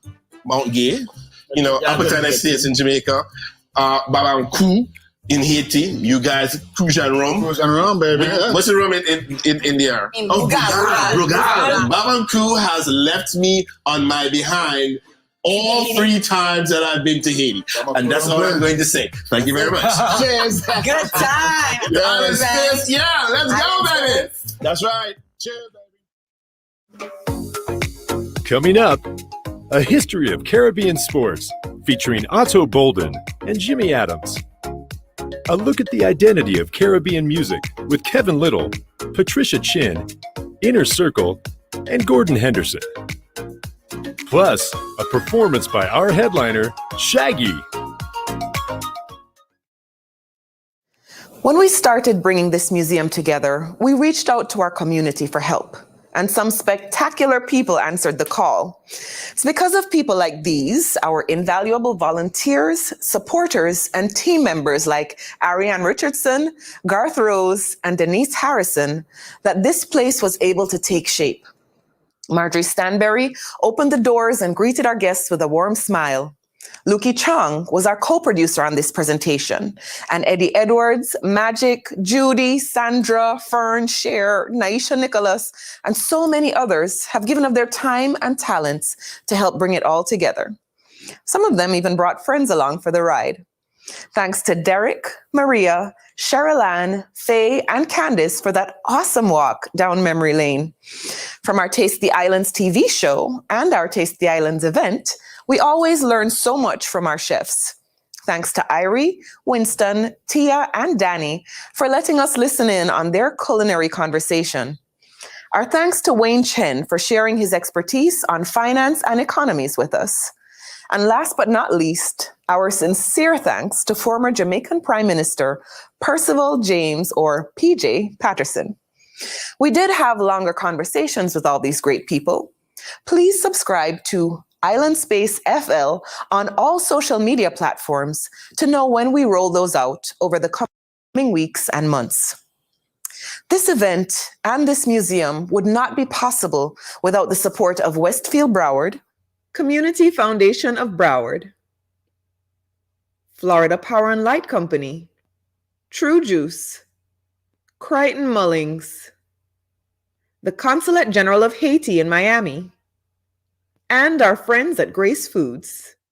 Remember, as you're going online to make your donation right now, you can also get a t-shirt. You can choose to sign up for a membership, and please also think about donating items.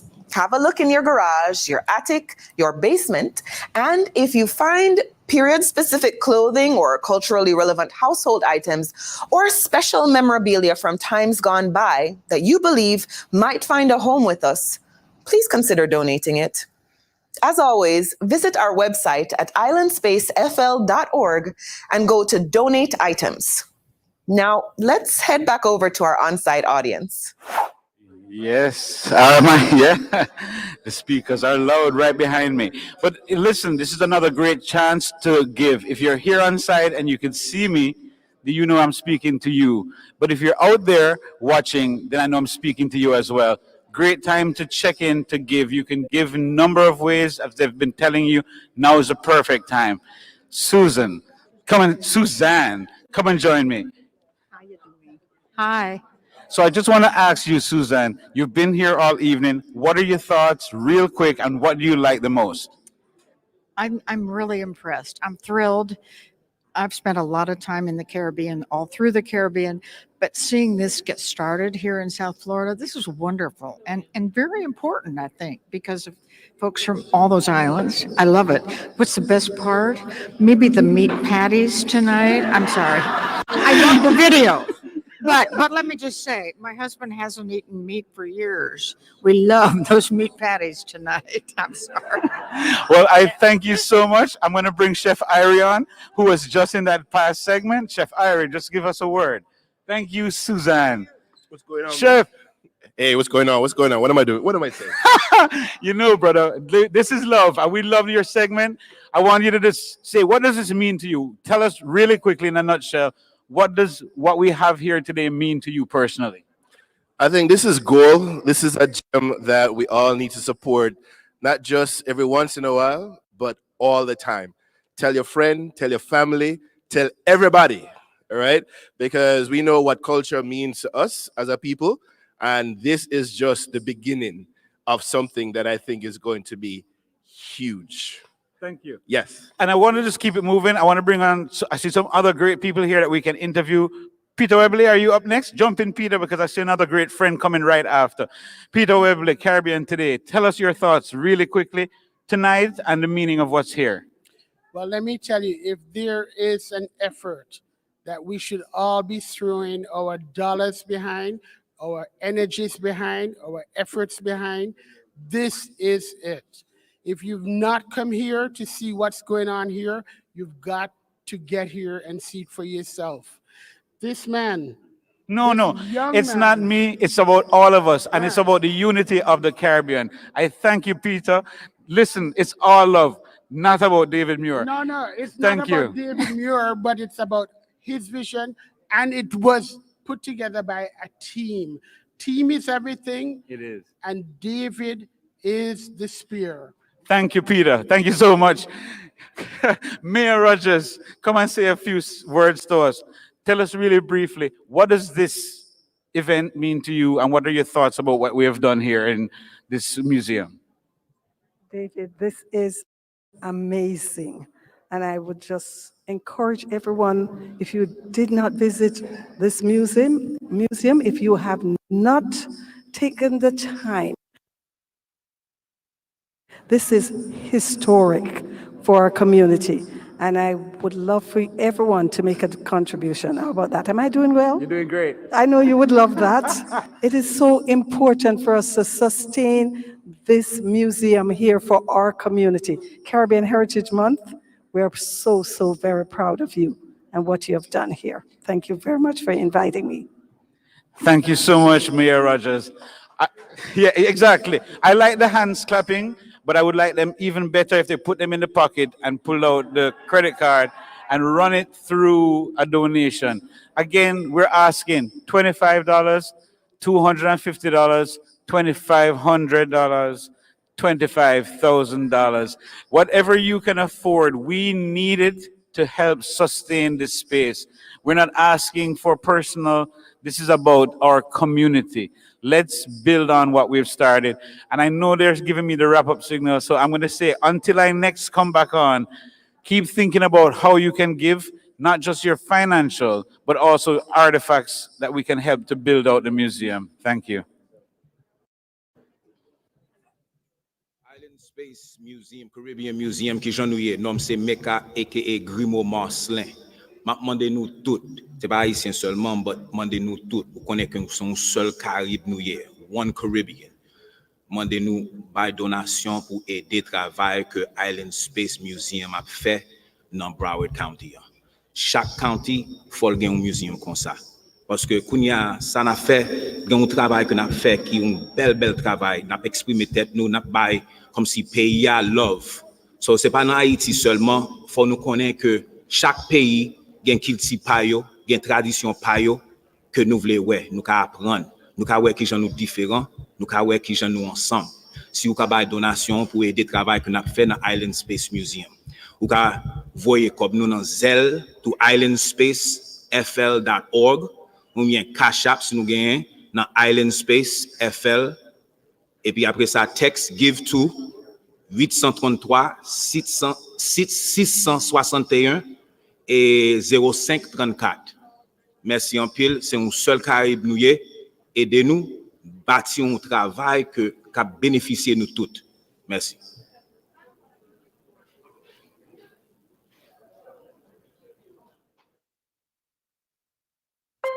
So now we've taken a look at our ethnic backgrounds and the cultural melting pot that is the Caribbean.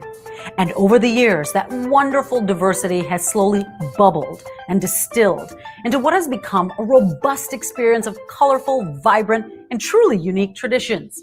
Now we welcome you to the next stop on our journey through Island Space Caribbean Museum, the section we call Traditions. Today, many of the rites and celebrations that were born within our borders are practiced and enjoyed throughout the world. Most popular, of course, are our carnivals and festivals, but at the core of our traditions lies faith and the diverse spiritual communities we represent.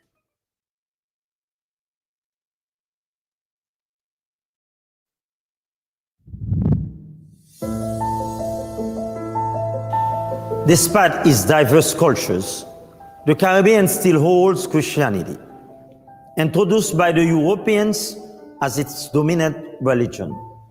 While some Christian colonists at first justified the practice of slavery, it was the Christians who eventually lobbied for its abolition in the 1800s. That's when Christian leaders encourage free people to attend church, dress in European style, and even adopt the nuclear family model. At this point, the Catholics and Protestants made the mark by establishing fully integrated schools for all races. European missionaries became the primary educators of the young. Then came other denominations, Pentecostals, Church of Latter-day Saints, and the popular Seventh-day Adventists, all of which grew in numbers. In Guyana, Suriname, and Trinidad and Tobago, where East Indian genealogy is strong, Hinduism and Islam are widely practiced. And in localized places throughout the West Indies, Judaism is still very much at home. Non-traditional Christian groups continue to maintain strong roots and are known for their signature rhythmic drumming, chanting, and rapturous dance. Afro-Atlantic faith like Haitian Vodou, Cuban Orisha, and Trinidadian Shango came about through a mixing of Western faith and Western African ancestral spirits. In fact, in many of these observances, the deities correspond with Catholic saints. And finally, we have Rastafarianism, first practiced in Jamaica. Today, it has spread worldwide, even becoming a cultural icon.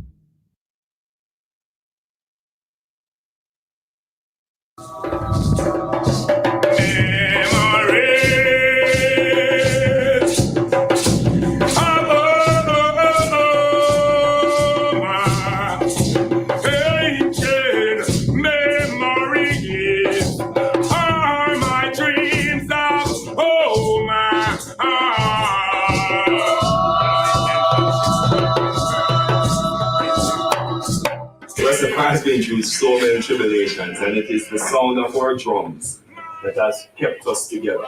So for us, we are connected to everything and see Rastafari and everything about Rastafari as healing for the world.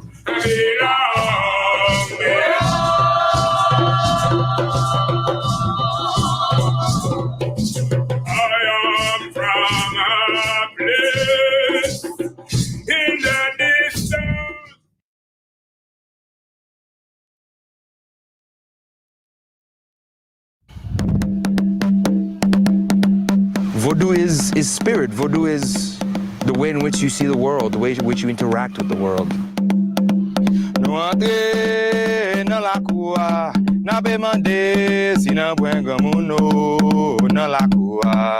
It's how you relate to all the things around you. It's how you relate to your friends, to your family.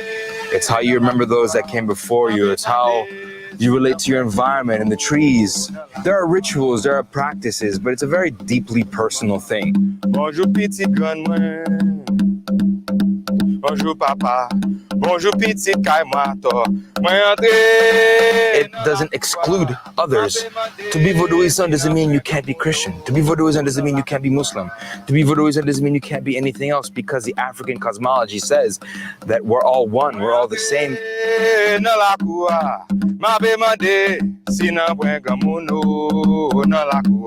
When you speak to the Loa, when you speak to your ancestors, your relationship with them is different from the next person who is as involved in the practice as you are, because each person is an individual and part of that community. The Loa are not gods. Many people believe that the Loa are gods. In Vodou, there is one God, but the Loa are aspects of God, intercessors on our behalf.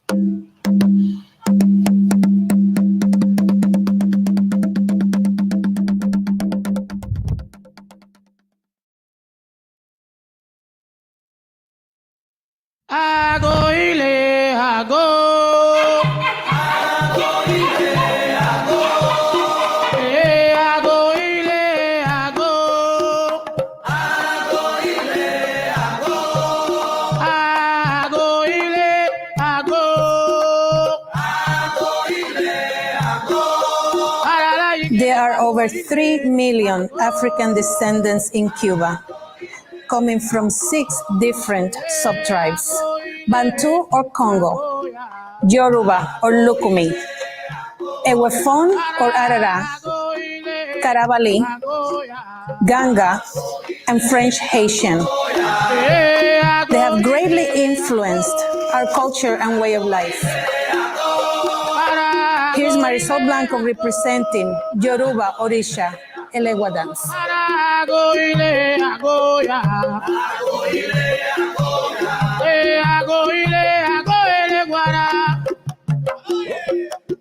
We dance imitated the vibration of the drum.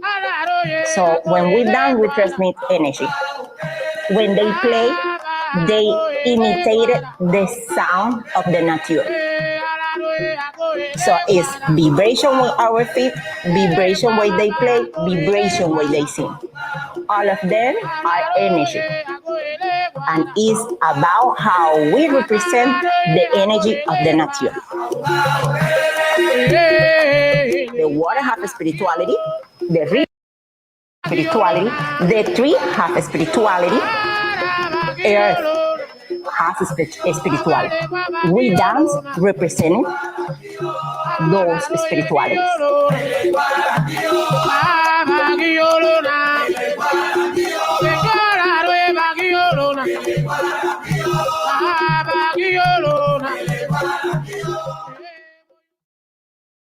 I'm Sharice Morgan Joseph, proud board secretary for the Island Space Museum.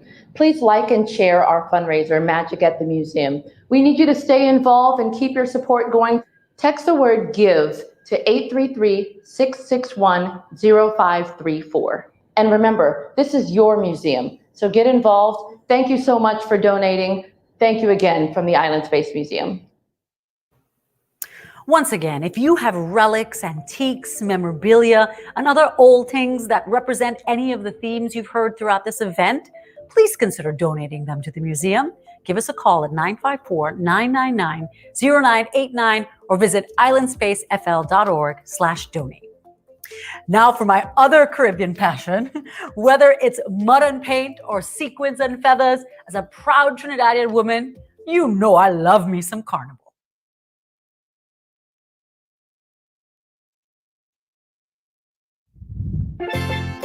Festivals are an iconic part of Caribbean life. Though the Calypso Soca Carnival is unquestionably the most popular, there are many types of festival celebrations enjoyed across the region. These events also surround music, food, art, poetry, film, and more. Traditional festivals often coincide with the Christmas and Easter Christian holidays celebrated Caribbean-wide. However, you can also find the Hindu celebrations of Diwali and Phagwa and the Muslim observances of Eid al-Fitr and Eid al-Adha, prominent in Guyana, Suriname, and Trinidad and Tobago. In festival and carnival events across the region, you can find several consistent characters, but with varying names. Moko Jumbies are portrayed by stilt walkers. Dame Lorraine or Mother Sally is a voluptuous woman dressed in European style. There are horned beasts, including the Jab Jab or Jab Molassie. And there are characters like Belly Woman, the Midnight Robber, minstrels, Red Indians, Cowhead, Horsehead, and Pitchy Patchy. Crop Over is a traditional harvest festival that began in Barbados in 1687, marking the end of the yearly sugarcane harvest. Here in the Bahamas, Junkanoo is celebrated on the day after Christmas, known as Boxing Day and New Year's Day. Across our 16 main islands, we take to the streets with our goatskin drums, cowbells, and horns all night until the sun comes up in celebration of our proud African ancestors who began the tradition as resistance to slavery. We make our own costumes out of discarded cardboard covered with finely cut crepe paper, and we rush to live music that revelers make in the parade. But the largest and best known of all Caribbean festival celebrations is Trinidad's Carnival. Our friends on that island will tell you all about it. Carnival came to Trinidad somewhere in the 1780s when the French plantation class came here. It was the collision of African and European. On the one hand, you had the Roman Catholic festival of Mardi Gras. It was a pre-Lenten festival. And on the other side, you had the African traditions of masking and music making. When the slave masters were doing their masquerade balls and stuff and things like that, the slaves were doing their own thing, right? Kind of mimicking or mocking the slave owners. The carnival became a sort of celebration of freedom. When the PNM under Dr. Eric Williams came to power in 1956, they would gradually organize this sort of legal and formal framework. But in terms of who actually come out and made the carnival, the masqueraders, their bands, the steel bands, they were the ones who made carnival. In terms of traditional mask characters, I love the Moko Jambi. I love the Blue Devils, even though they're kind of scary. I love the Midnight Robbers. Minshall said it right. Carnival is street theater. There was a period when women, they were coming out, they were getting jobs, they were getting their economic independence, and they were declaring their psychological, their sexual independence. So it was very much women celebrating their sexuality that began this whole rage for bikini masks. By the early 80s, the large masquerade bands were predominantly female. Carnival is not just Monday and Tuesday.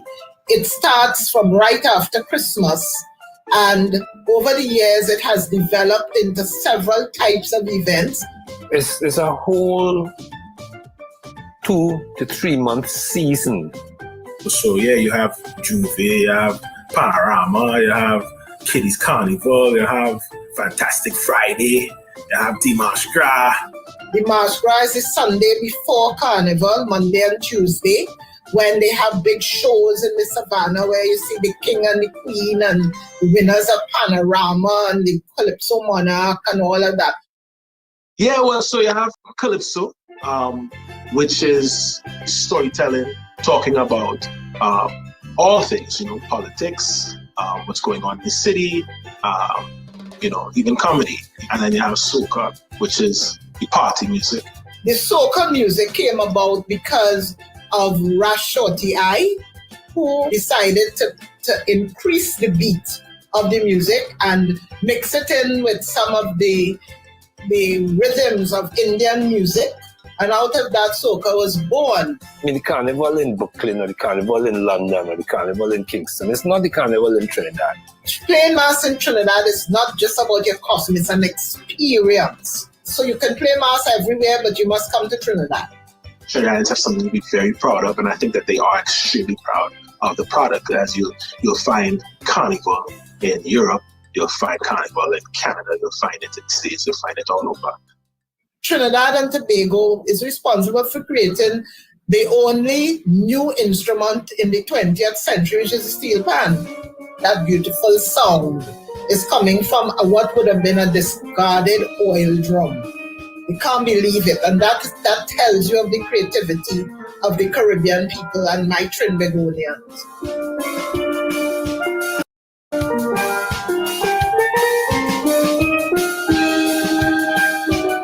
Out of pain, this culture was born. In life's shadowed places, the magic was spawned. Well, the troops, they regrouped again, fought their wars on a brand new plane, and through their strife, their manhood was reborn. And so, from all this bacchanal, life is now a festival. And and we can hear the children sing. Coming up, Otto Bolden, Jimmy Adams, Kevin Little, Patricia Chin, Inner Circle, and Gordon Henderson. Plus, a performance by our headliner, Shaggy. I'll start off this time by thanking our underwriters, the Community Foundation of Broward, Florida Power and Light Company, True Juice, Crichton Mullings, the Consulate General of Haiti in Miami, Grace Foods, and Westfield Broward Mall.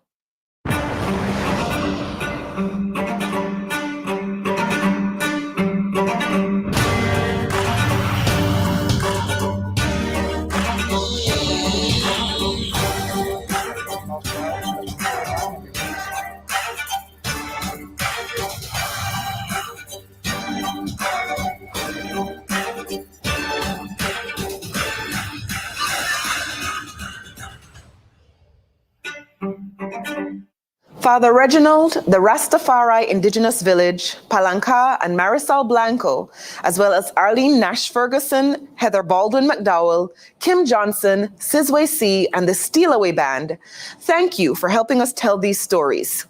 Some of these traditions are things we all grew up enjoying. Some are things we've been taught to be afraid of. I've considered it a blessing to learn as much as I have through this process, and I hope you've learned some things too. By now, you know the pitch. It takes money to keep all this going, so please visit islandspacefl.org to donate on one of these platforms. Or if you'd like to donate through Zelle, please send your contribution to give@islandspacefl.org. It takes your item donations to continue to build out our archive. Items from work or home or the farm or wherever are just fine. We accept long-term loans as well as outright donations. Please contact us through the website at islandspacefl.org or on our social media platforms or call 954-999-0989. Become a volunteer right now. Become a member right now. Buy a shirt right now. Give a few dollars right now. And please come by to visit. Not right now, but Thursday through Sunday from 11 a.m. to 7 p.m. at the Westfield Broward Mall. We'll see you soon. Now let's check back in with Larry. David Muir, once again, I am joining you as the president of this organization and wishing that everyone is enjoying everything you've heard, seen, and been in touch with today. I have someone with me, Nyasha. Where are you from, Nyasha? My heritage is Belizean, and I'm from New York. Wonderful. I just want to get a feedback from you. What are your thoughts of this event, the museum, and the hopes for what this does for our culture moving forward? Yeah, I feel a lot of pride, and I feel family in the room, and I think I'm sort of thinking about that being the foundation for so much more, because we know we're proud of our culture, but we also need to share it to reconnect with each other. Everybody has a little piece of the Caribbean, right? So the only way we can come together is through a space like this. And I'm really excited to see the Indigenous and the African parts of our heritage uplifted, because sometimes that has been something we haven't had access to. So it's so important. It's so exciting for the future that we have this space for us. I thank you so much. Enjoy the rest of your evening. And thank you for your time. And of course, I see we have a pair of beauties stepping forward.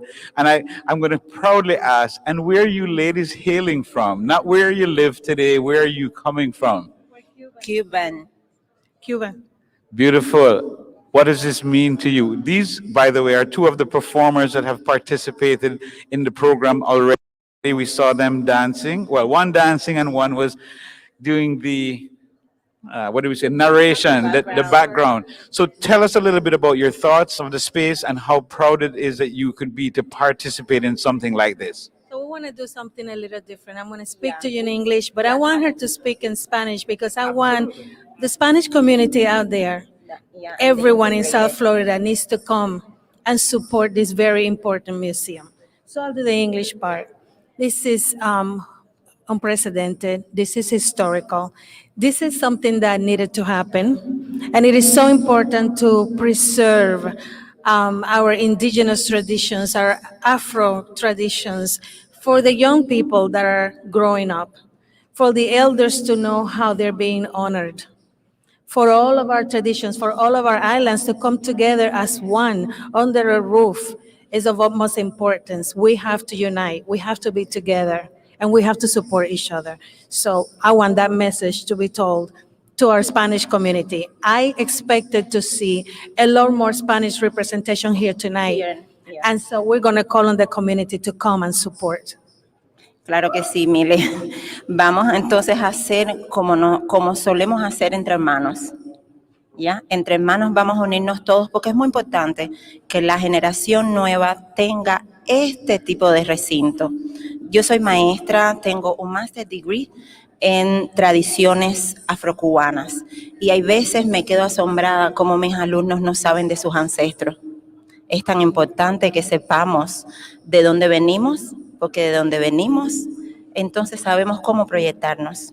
Entonces este espacio es fenomenal, increíble, y espero que pueda integrar mucho más nuestra comunidad hispana.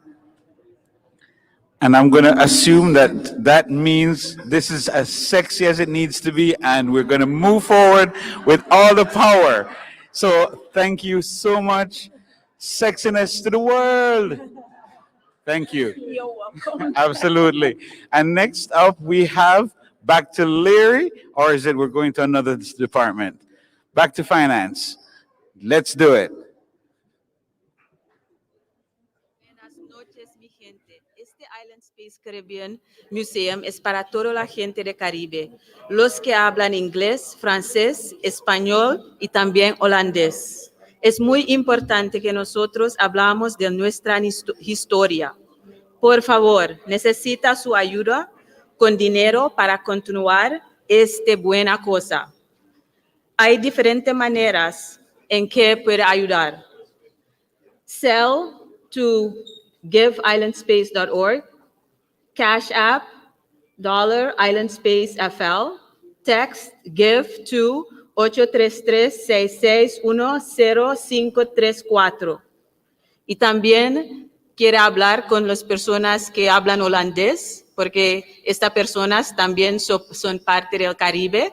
Son mensen die Nederlands sprekend zijn. We willen ook dat jullie ons moeten helpen. Dit gaat niet alleen over mensen van het Caribisch gebied die in Nederlands spreken, die Engels sprekend zijn of Spaans sprekend of Frans sprekend. Maar we hebben ook hier dingen over mensen van het Caribisch gebied die Nederlands praten. Dus als jullie kunnen helpen, alsjeblieft, doen jullie het. Island Space Caribbean Museum, sell, give, islandspace.org, Cash App, $IslandSpaceFL, text, give to 833-661-0534.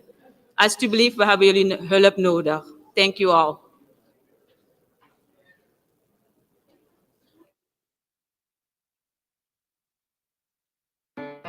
While it's true that some of our Caribbean dollars aren't so robust, the region has strong cultural capital with competitive currencies in sports, fine arts, literature, film, and of course, music. The final historical area, the Island Space Archive, is arts and entertainment. No question about it, the world has been mesmerized by our reggae, calypso, salsa, and reggaeton. Athletes like Big Papi and Usain Bolt are international stars. Artists like Jean-Michel Basquiat and cultural thought leaders like Arturo Schomburg are celebrated throughout the U.S. Some of our standout personalities in these areas are lending their voices tonight to tell their stories. Do you know that some of our favorite characters and producers in international film and television have Caribbean connections? Little surprise then that there's a fledgling industry growing in the region.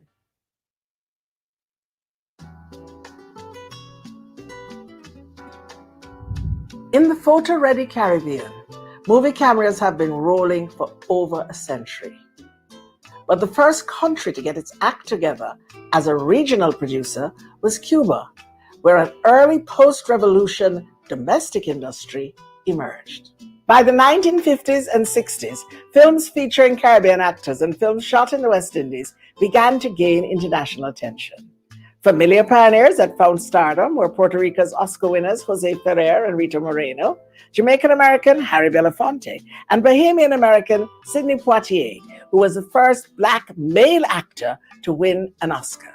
For a while, local filmmaking in the Caribbean remained quiet, with perhaps only Jamaica's 1972, The Harder They Come, attracting an international audience.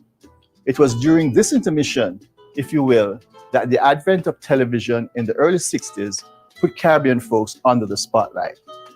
Thanks to the new electronic media of local radio and television, the working class could now celebrate its folklore, hear its music, and revel in its dialects and stand tall in its new sense of identity. By the 90s and into the 2000s, the region was in full production mode, with Trinidad and Jamaica leading the way, with movies like Third World Cop, Basso D, and Sprinter. Today, the Caribbean stands in the spotlight when it comes to international filmmaking, providing the backdrop for countless movies over the last few decades, including recent flicks like Night and Day, No Time to Die, as well as older classics like Dr. No and Live and Let Die, 20,000 Leagues Under the Sea, Cool Runnings, and Pirates of the Caribbean. In the Dominican Republic, the reels have always been constantly rolling. Antigua is becoming an emerging star with a small homegrown film industry, and Barbados is now making its debut. With small acts, renowned producer-director Steve McQueen, who is of Trinidadian and Grenadian descent, has brought the Caribbean culture to the world. Award-winning filmmaker Raoul Peck and TV mogul Mona Scott both celebrate Haitian heritage. In Curacao, Martinique, and Guadeloupe, European productions are on the rise. In fact, the popular Death in Paradise TV series begins its 11th season in Guadeloupe this summer. On the subject of talent, here are just a few names on the world stage with Caribbean roots.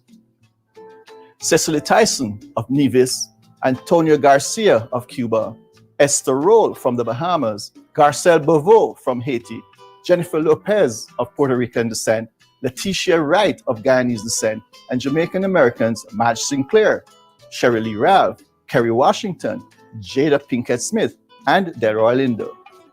Currently, several international film festivals showcase Caribbean productions, including regional festivals in Cuba, Belize, the Bahamas, Trinidad and Tobago, and Martinique. Today, in the spirit of Caribbean Cool, all the region's film commissioners work very closely together, even when competing. And that, as they say, is a wrap. The Caribbean has a number of talented sons and daughters acclaimed in the world of visual arts.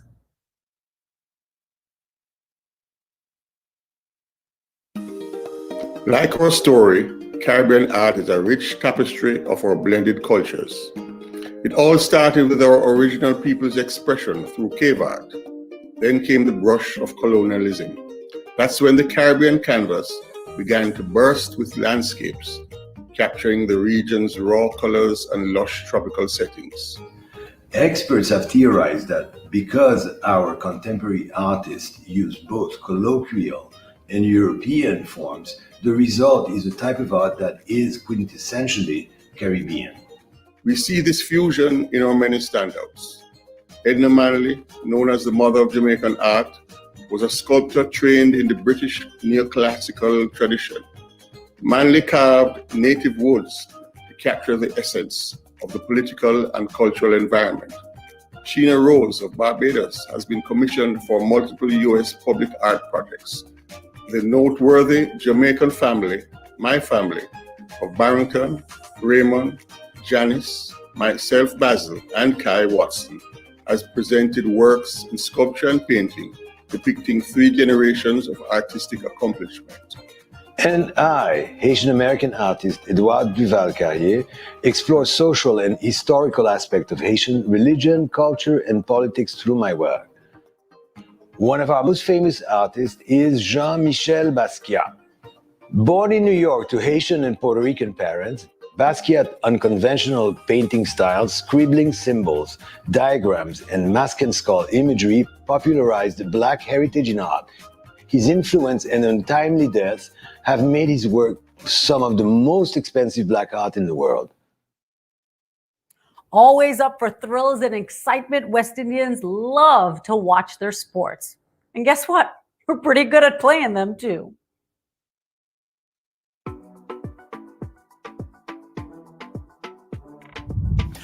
On any given day, you'll find Caribbean folks enjoying a game, whether at a stadium with renowned players on the field or a dead-end street with youngsters kicking around an empty juice box. And while we enjoy a plethora of sports, the giants in Caribbean athletics are undeniably football, soccer to Americans, track and field, cricket, and baseball. Football is arguably the most popular sport Caribbean-wide.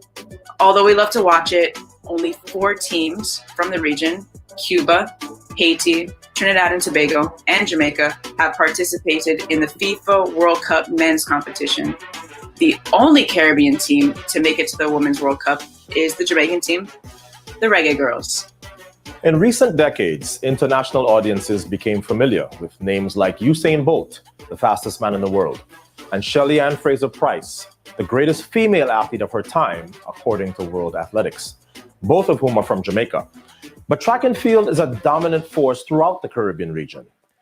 The region overall has produced international champions, including Darrell Brown of Trinidad and Tobago, world and Olympic medalists such as Veronica Campbell-Brown of Jamaica, Atto Bolden of Trinidad and Tobago, Kim Collins of St. Kitts and Nevis, and Pauline Davis-Thompson of the Bahamas. Cricket is referenced in the Caribbean as far back as the late 1700s. The game, played over multiple hours or days with a heavy bat, hard ball, and 3-pegged wicket, originally came to the West Indies by way of the British military. The best of the best among the Caribbean's national teams united to form the West Indies or Windies cricket team, which I represented in the early 90s.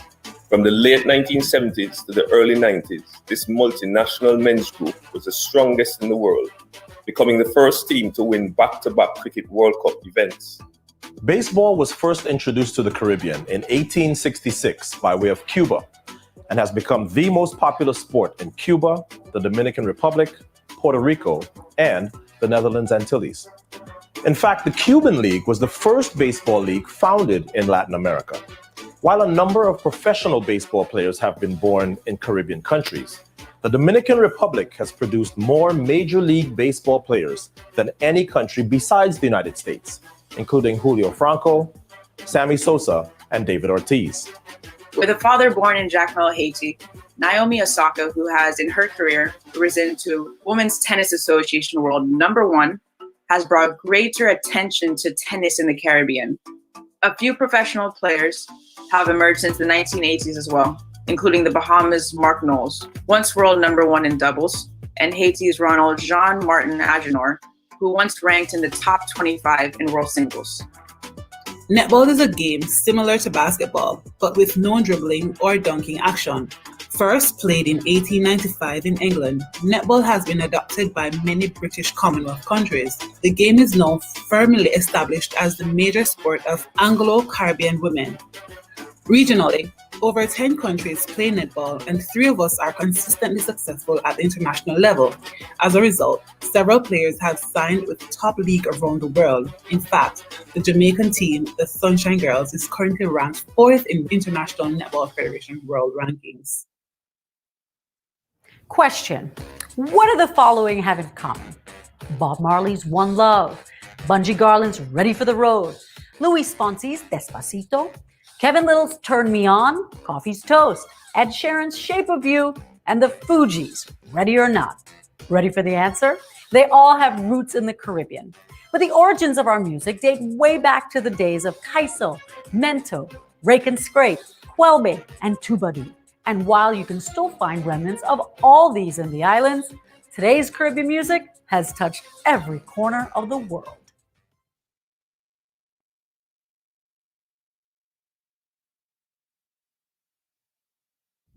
Infectious. What we have is infectious. You know, for the little islands and the The foundation we would have to say is the Calypso, because the soca is really belonging to Trinidad and it's something we adopt and have locally. Calypso and reggae and dancehall is kind of the mainstay throughout the Caribbean. All the reggae and dancehall belong to Jamaica, but all of we is one, right? Yes. Well, my journey started over 60 years. You know, my husband and myself started in Kingston, Jamaica. I ran this record mart in 1958. We started with Mentor first, then it was ska, then rocksteady. Then they have drum and bass, then you have reggae, then you have dancehall. I'm from the island of Dominica, but I started my career in Guadeloupe.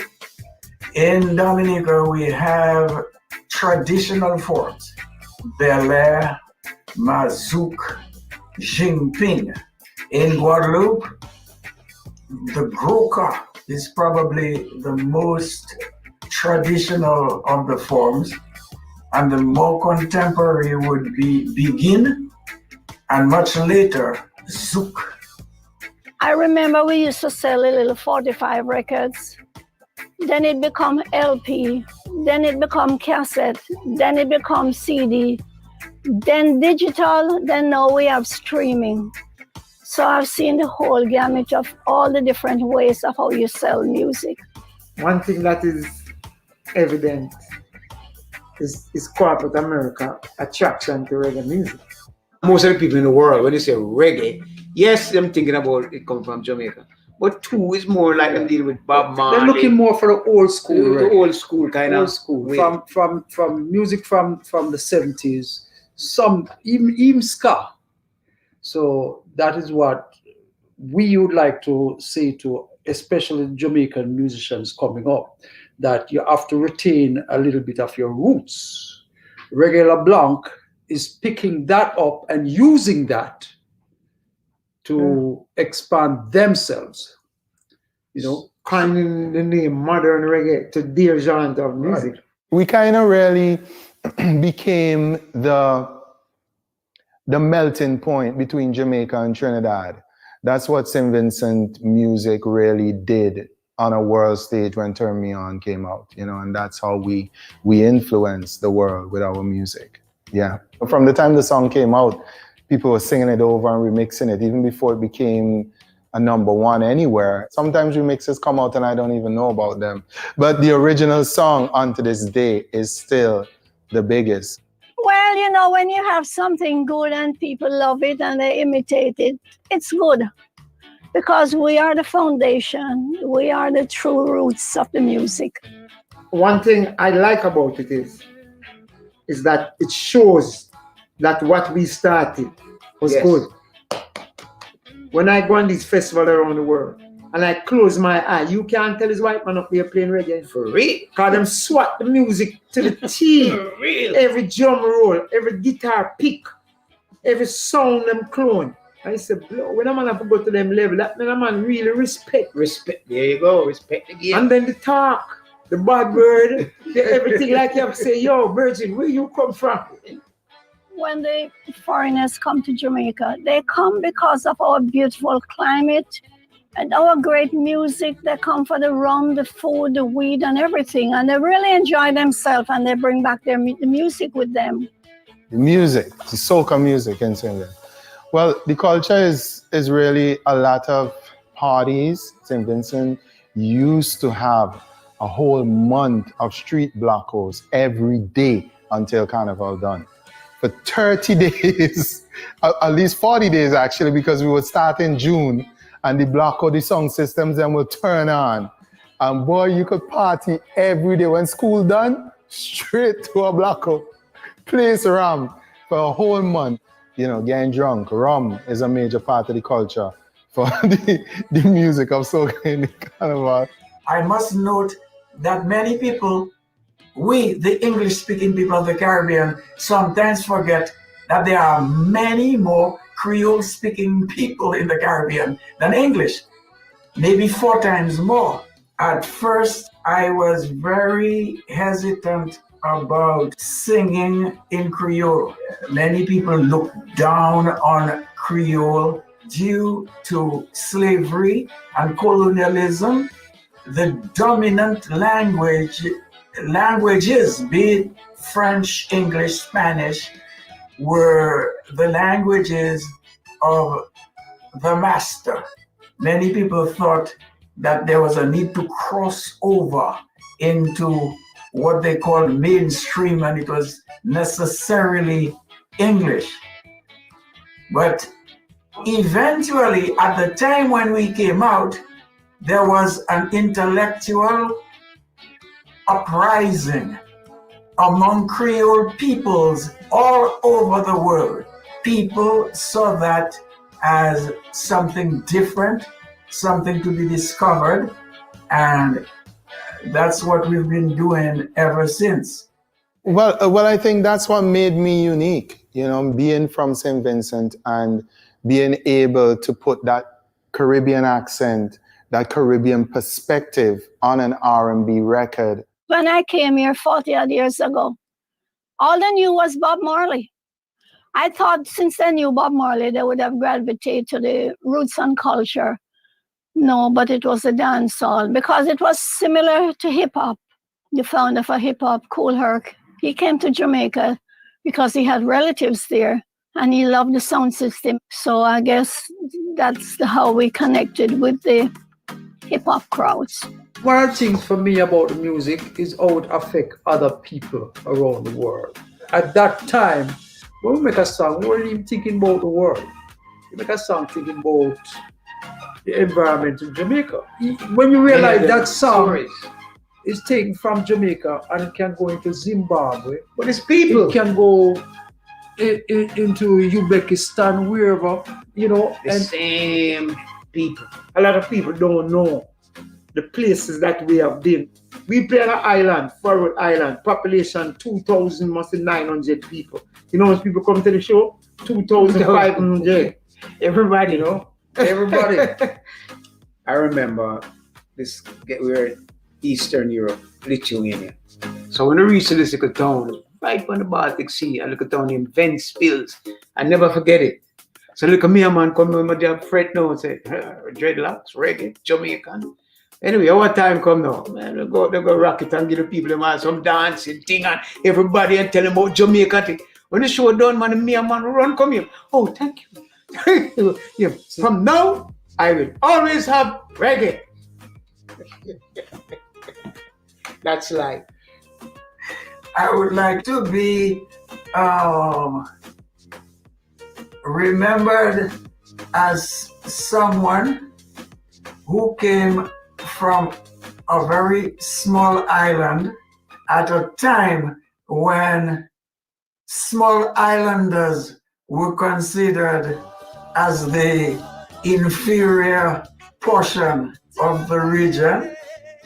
The dream of pursuing music as a career was something that was reserved to the uneducated, the unskilled, and the unambitious. So I would like to set the stage to the acceptance of music as a career and a lasting one, because I'm still at it, knock on wood, 50 years later.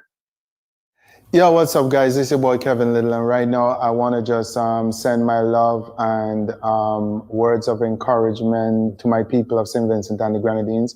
Because right now we're going through a very tough time. The volcano on St. Vincent, which is among one of the largest volcanoes in the world, has erupted, and it's causing a lot of people to be displaced. So, pray for my country. I want to just encourage everybody to be positive as well, because me and a lot of your celebrities and people who are influential in the society are here trying to mobilize and really help as much as we can on the ground. All right, so yo, St. Vincent, we love you.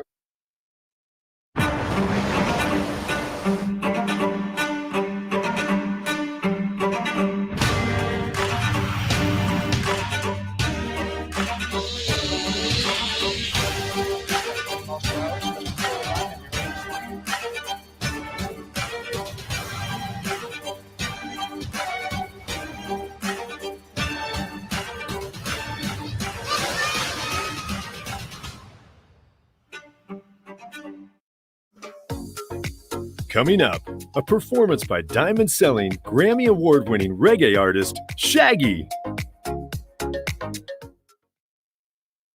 I've learned so much listening to the experts and putting this show together.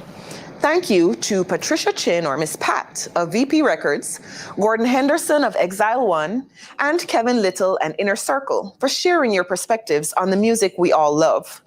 Thanks to Atto Bolden, Janelle Fowler-Reed, Ashley Shim, and Jimmy Adams for educating us about the world of Caribbean sports. To Basil Watson and Edward Duval Carrier, who shared a history of Caribbean art, and Lukey Chong and Natalie Thompson for sharing a history of Caribbean film and television with us. Thanks also to our major underwriters, the Community Foundation of Broward, Westfield Broward Mall, Florida Power and Light Company, True Juice, Crichton Mullings, the Consulate General of Haiti in Miami, and Grace Foods. Out of many one people, out of many one juice, out of many real fruit, but there ain't no substitute. We put the best fruit in, pour out enough love in, bring out the sunshine in, the true juice. This is the juice of Jamaica. Every fruit, every tropical flavor. When you feel the heat, you know say you a be true juice with your neighbor. Out of many one juice, true juice. If you've been enjoying the show, and I know you have, please take a moment to pull out your phone, visit islandspacefl.org, and use any of the payment processors listed to make your donation right now. We take cash, credit card, check, Bitcoin, whatever you have, you can donate. And remember, you can buy a t-shirt or 2 or 3, sponsor a display case or an entire exhibit, or you can become a member for just $25 a month or $250 for the year. Whether you're local and willing to give tours or greet guests on site, or you're international and willing to help us with social media marketing or research, please visit our volunteer section on the website. We're also standing by for your culturally relevant artifacts, relics, and antiques. Sharing these with us is how you can ensure that your country is represented inside our archives. And I think we're live right here inside the museum. With me, Howie Chung. How are you, my brethren? Very good, man. Very good. Amazing display you have here at the museum. What you are doing, and for the Caribbean Museum, it's like I said, it's amazing. As I walked in, I saw the diversity.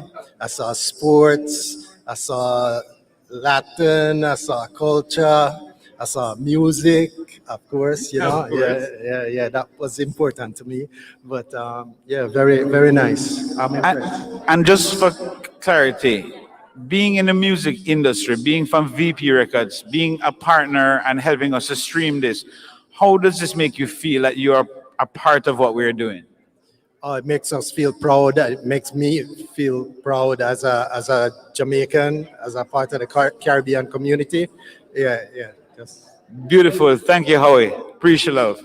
Yes, and next, Miss Ariane, come on down. Thanks, Howie.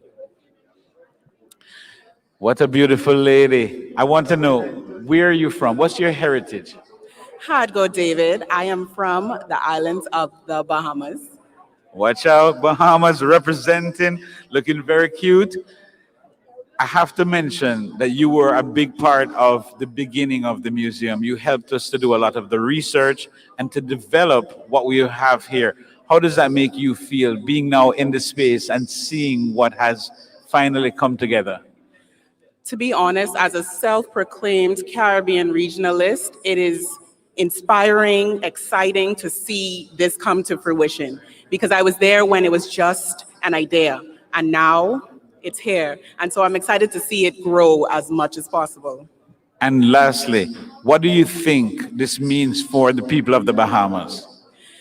I think that it means that they see themselves within the Caribbean space.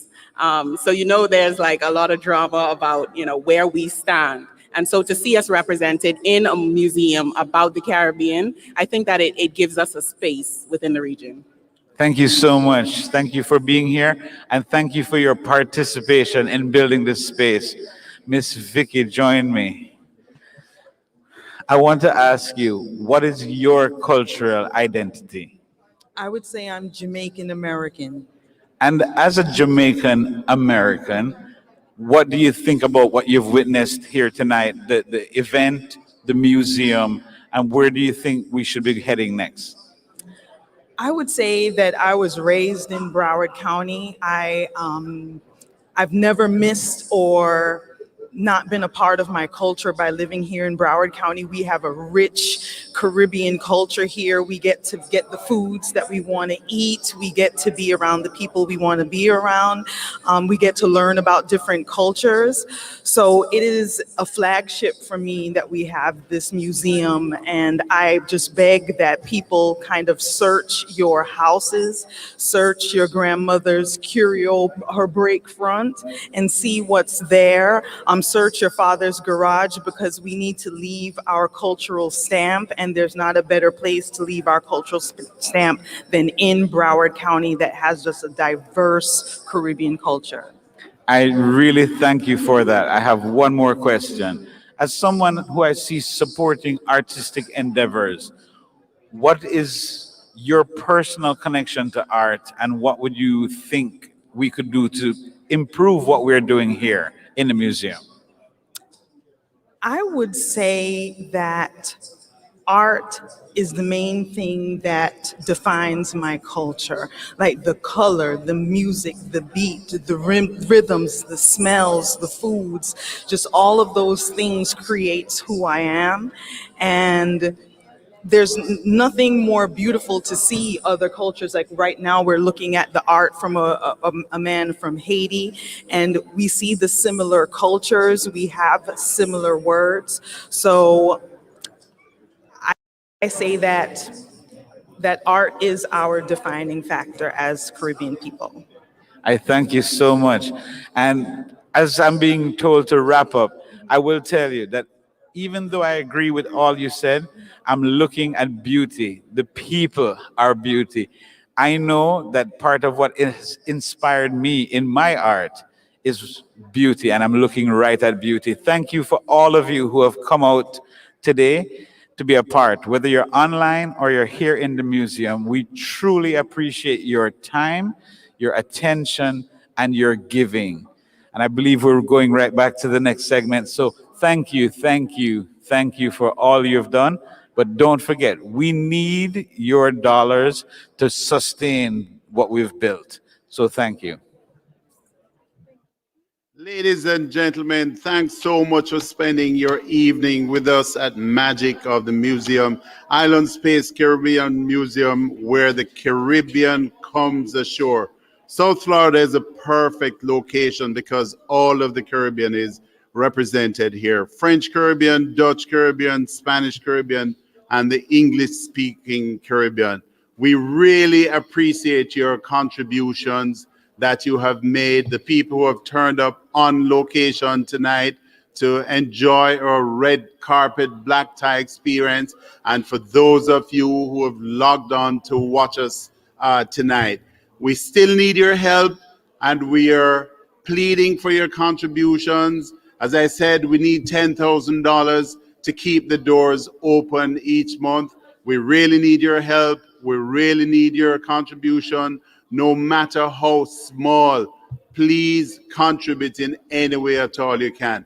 One of our best friends are here with us, and I would love for him to come and say a word. Community leader, Marlon and Carla Hill.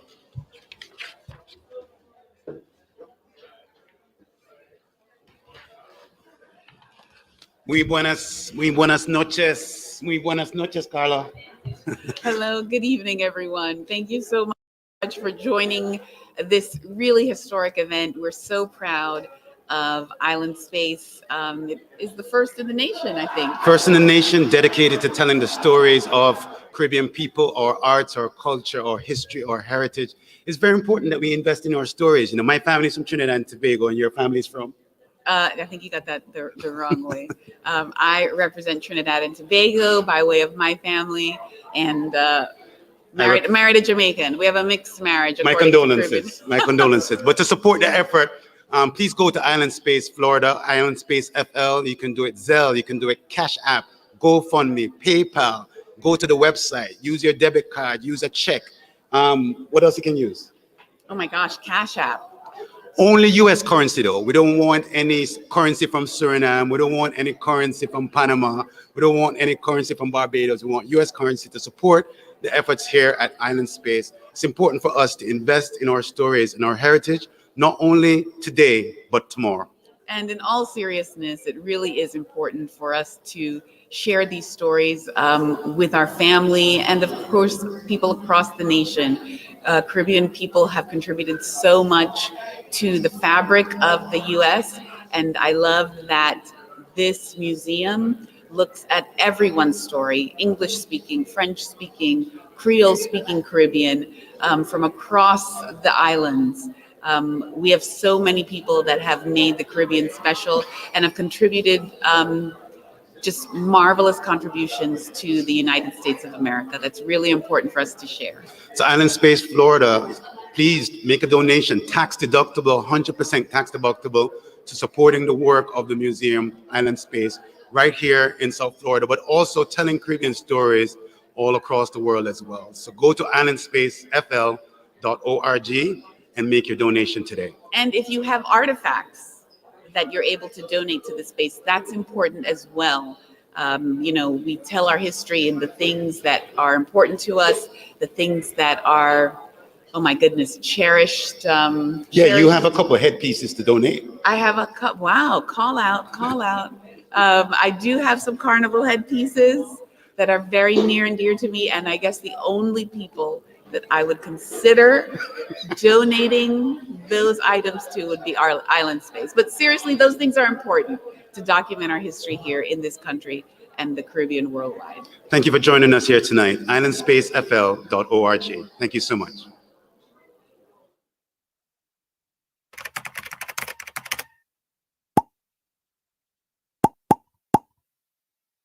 Greetings and salutations. I'm Dr. Claire Nelson, founder and president of the Institute of Caribbean Studies in Washington, D.C., and the champion and convening chair for the campaign for June as National Caribbean American Heritage Month. Over the last 20 years, I've led the charge, lobbying for the designation of an official month recognizing the significance and the contributions of Caribbean people and their descendants in these United States and their impact on the history and culture of our nation. With bipartisan support led by Congressman Barbara Lee and the support of her friends in Congress and in the Senate, we had Caribbean American Heritage Month recognized for the very first time on June 5th, 2006, with a proclamation issued by then President George W. Bush. With this new museum facility, the Island Space nonprofit organization has succeeded in bringing together all the many and varied parts of our Caribbean cultures, and in creating a space where we can collectively call home in this great state of Florida. If you're watching out there, think about the pages of your own Caribbean history that you'd like to share, especially your Caribbean history here in America. And consider donating them so that Island Space continues to grow and continues to represent just a little bit of us all. So my very hearty congratulations to the board, staff, and all the volunteers. For myself and for the members on board of the Institute of Caribbean Studies and our many volunteers around the country, I can say we look forward to our continued partnership with Island Space, and personally, I can't wait to visit in person the next time that I'm in South Florida. So until then, friends and family, walk good, and good duppy will follow you. Before we get to our headliner performance by Mr. Boombastic himself, here's a message from the Island Space Board of Directors. 3, 2, 1. I'm David. I'm Lloyd. I'm Sharon. I'm Sharice. I'm Carl. I'm Andrea. I'm Clover. I'm Tamara. I'm Larry. I'm Khalid. And we are the board of the Island Society for the Promotion of Artistic and Cultural Education, better known as Island Space. Over the past year and a half, we've seen this museum grow from a concept on paper To a place where people with heritage from all over the Caribbean, including celebrities, dignitaries, CEOs, and business people, have come together to gather and celebrate. I support Island Space because this museum is the only place on earth where the sounds, tastes, smells, colors, and peoples of the Caribbean all come ashore. So Florida is the perfect home. I support Island Space because it celebrates my history, my heritage, and our shared culture. we give of our time, talents, and treasure to ensure this place becomes a living, breathing, thriving space for future generations. And tonight, we ask you to do the same. if you haven't donated yet, please do so to help ensure we keep this place alive. Thank you. Thank you. for giving what you can. For making plans to visit and bringing a bunch of people with you. For becoming a member. For becoming a volunteer. For sponsoring a display. And for spending time with us. We hope to see you soon at the Island Space Caribbean Museum. A place where Caribbean cultures unite.